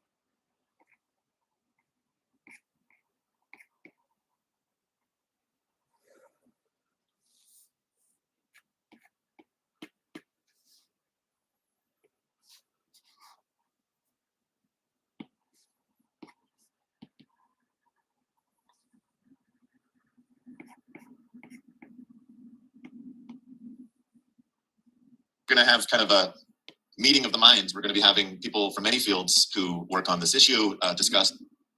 You can't put the foundation above the surface. It's got to be kind of nested into the ground, okay? In order for the building to be stable. And so then it's got to be blasted away. And that's very expensive to blast bedrock away. If bedrock is too deep, then you've got to, most building will try to reach it somehow with very deeply bored piles. And that's also very expensive. If it's very deep, there'll be some even more costly engineering required to kind of have the building float above the bedrock. Okay? And so what that means is the cost function, just from the engineering standpoint, looks like it's non-monotonic in bedrock depth. And there's going to be some intermediate level of bedrock depth that's kind of cost minimizing. And so here's just some diagrams. Typically, you'll have some soil levels down to the bedrock, above the bedrock. And so if you build a building on top of a situation like this, where this is the surface, it's got to have a foundation under the surface in order to protect against sort of lateral winds to keep the building stable, okay? And so if the bedrock is at this depth, then there isn't that much. You just have to kind of dig out this foundation out of the soil. If the bedrock is too shallow, you've got to do a bunch of blasting. That's expensive. If the bedrock is too deep, you've got to put in a raft and some piles that are bored through the soil below that. And if it's very deep, as I said, you got to do even more costly engineering. So this generates this kind of non-monotonicity in costs, okay? And so just to give you just descriptively a sense of what this looks like. So I'm taking construction cost data now more broadly for recently built buildings. So this is 1,000 tall buildings with data out of 55 countries. And taking low cost per square foot, residualizing for country, decade, and city fixed effects, and just drawing a non-parametric heat map in bedrock depth under the building and building height. And what you see is for a building of 125 meters tall, just sort of descriptively, it looks like the cost minimizing bedrock depth is about 17 meters. And for a building that's a bit taller, it gets, it's a bit more, maybe more like 25 meters, okay? So this idea comes out in the data, and the variation in costs across different bedrock depth, this is unit cost per square meter, can be up to like 10%, okay? And so that's the sort of cost shifter we're going to use. And so if we write down that we're going to be working with a cost function that has this form.